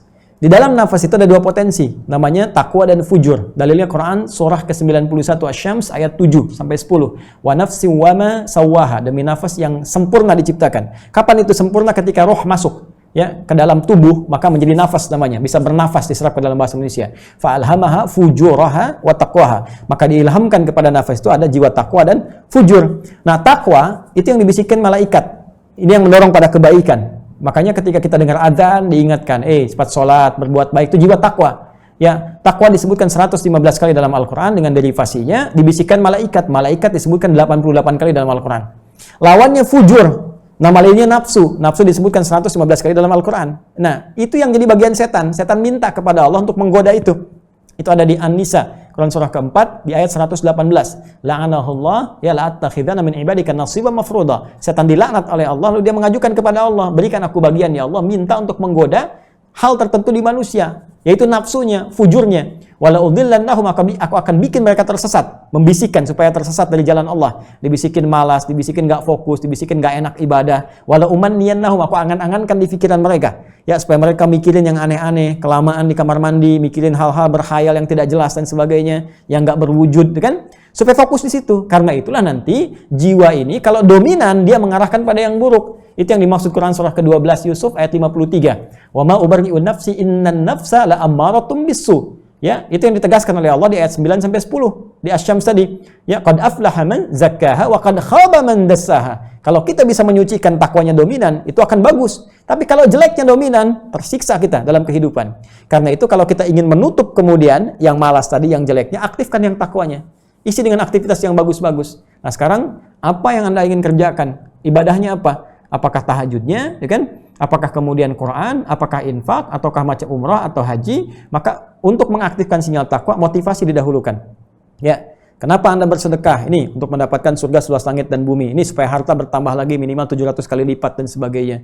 Jadi, satu, berdoa kepada Allah menghindarkan dari sifat malas. Kedua, hadirkan motivasi, ya, supaya dengan motivasi itu kuat kita menatap. Yang ketiga, tampilkan motivasi itu di tempat-tempat yang biasa kita lihat. Saya di meja kerja, saya tuliskan itu. Adi Hidayat, kamu akan wafat, kamu akan dihisab. Apakah kamu tidak ingat dengan akhirat? Jadi begitu kita melihat meja kita, kita ingat lagi, balik lagi, kan? kembali lagi kepada diri kita untuk melihat, mengevaluasi kembali. Dan yang terakhir, ini yang paling penting untuk kita dilakukan diantaranya adalah meminta doa kepada orang-orang terbaik ya, misalnya orang tua, guru-guru kita dan sebagainya. Itu juga memberikan dorongan yang sangat kuat kita untuk beramal. Setelah itu insya Allah akan ada perubahan pada diri kita, tinggal kita konsisten mengerjakannya. Kalau sudah konsisten, maka motivasi terakhirnya ingat kematian. Ingat ya, ingat misalnya kalau sedang malas, bagaimana kalau wafat kalau sedang begini? Kalau ada dorongan maksiat, bagaimana kalau diwafatkan ketika melihat hal yang kotor ini, mendengar hal yang tidak baik ini? Itu insya Allah dengan 5 hal ini yang tadi disampaikan, ya, berlindung kepada Allah dari sifat malas, meningkatkan motivasi, ya, kepada Allah Subhanahu wa taala dengan hal-hal yang tadi telah disampaikan. Kemudian setelah itu konsisten dalam mengerjakan amalan, meminta doa dan ingat kepada kematian ketika datang sifat-sifat jelek tadi. Semoga dengan itu Allah Subhanahu wa taala memberikan kekuatan kepada kita untuk berada di alur yang benar untuk semangat dalam beribadah. Demikian Pak Syahrul, semoga Allah muliakan. Allahu taala alam bissawab. Amin, amin. Terima kasih Pak Syahrul, dan Ustadz sebelum kita tutup mohon dipimpin doa bersama para peserta yang bergabung di webinar Zoom, kurang lebih 500 orang dan ada 2.300 yang sedang menyaksikan live YouTube Masjid Al Irsyad. Silahkan Ustaz. Baik, sebelum kita berdoa pada Allah Subhanahu wa taala, saya mengajak kepada seluruhnya untuk kembali memperbaiki diri kita seluruhnya dan kembali mengoreksi diri kita, dan kita harus ingat bahwa suatu saat kita pasti akan kembali kepada Allah Subhanahu wa taala, dan semua apa yang kita telah kerjakan, kita lakukan, itu pasti akan dihisab di hadapan Allah Subhanahu wa taala. Salah satu cara untuk meringankan itu semua supaya kita konsisten, kita bermohon, berdoa terus tanpa putus kepada Allah, dan doa itu hanya akan diterima oleh Allah dalam keadaan yang baik. Innallaha thayyibun la yaqbalu illa thayyiba. Allah itu maha baik, tidak menerima kecuali dari sumber yang baik. Karena itu mari kita perbaiki diri kita, ikhlaskan diri kita dan perbaiki amalan kita. Semoga dengan itu Allah menerima semua apa yang kita kerjakan. Allahumma salli ala rasulikal karim nabiyina Muhammadin wa ala alihi wa sahbihi ajma'in. Nahmaduka ya Allah hamdan syakirin, hamdan na'imin, hamdan yuwafi ni'amahu yukafi mazidah. Ya Rabbana lakal hamdu kama yanbaghi li jalali wajhikal karim wa li 'azimi sultanik. Allahumma ya arhamar rahimin, la tada' lana fi maqamina hadha wa fi kulli maqamin dhanban illa ghafartah. Ya Allah, jika ada satu pun yang terhubung dengan kami di tempat ini atau dimanapun dalam tayangan kami ini, hamba-Mu yang berlumur dosa, jangan biarkan ya Allah mereka wafat dalam keadaan berdosa. Ampuni segala dosa-dosanya. Wala hamman illa farajtah. Jika ada di antara kami yang tengah merasakan kegelisahan, maka mohon tenangkan jiwanya ya Allah. Wala maridan illa syafaitah. Jika ada yang sakit di antara kami, maka mohon angkat dan sembuhkan segala penyakitnya ya arhamar rahimin. Wala asiran illa yassartah. Jika ada yang tengah mengalami kesulitan di rumah tangga, di pekerjaan atau kehidupan sosial, maka mohon dengan keikhlasan amalnya angkat dan hilangkan segala kesulitannya. Allahumma ij'alna min ahli al-Qur'an waj'alil Qur'ana sahiban lana fid dunya wa syafi'an lana fil akhirati ya arhamar rahimin. Ya Allah, jadikan kami termasuk dari keluarga Al-Qur'an, ahli Al-Qur'an, jadikan Al-Qur'an sahabat kami di dunia dan syafaat bagi kami di akhirat saat kami kembali kepadamu ya arhamar rahimin. Allahumma ij'alna min muhibbi wa atba'i sunnati nabiyyina Muhammad sallallahu alaihi wasallam. Allahumma ij'alna ya Allah min muhibbi Rasuli sallallahu alaihi wasallam. Ya Allah, jadikan kami sebagai pecinta Rasulullah sallallahu alaihi wasallam, pengikut beliau yang terbaik ya Allah. Berikan bimbingan kepada kami untuk menjalankan sunnah-sunnahnya dengan baik. Berikan bimbingan kepada kami untuk tidak menyimpang dari ketentuannya ya arhamar rahimin. Allahumma rabbana atina fid dunya hasanah wa fil akhirati hasanah wa qina adzabannar. Waffiqna ya Allah fi ta'allumina, waffiqna lina'mala ma ta'allamna bih, waffiqna linafhama ma ta'allamna bih. Allahumma rabbana atina fid dunya hasanah wa fil akhirati hasanah wa qina adzabannar bi fadlika subhana rabbika rabbil izzati amma yasifun wa salamun alal mursalin wa akhiru da'wana subhanakallahumma wa bihamdika asyhadu an la ilaha illa anta nastaghfiruka wa natubu ilaik. Walhamdulillahi rabbil alamin. Jazakumullah khair untuk semuanya. Salam, kami mencintai Anda semua karena Allah, dan mohon doakan supaya Allah mengampuni dosa saya, kedua orang tua dan keluarga kami seluruhnya. Terima kasih. Assalamualaikum warahmatullahi wabarakatuh. Waalaikumsalam warahmatullahi wabarakatuh.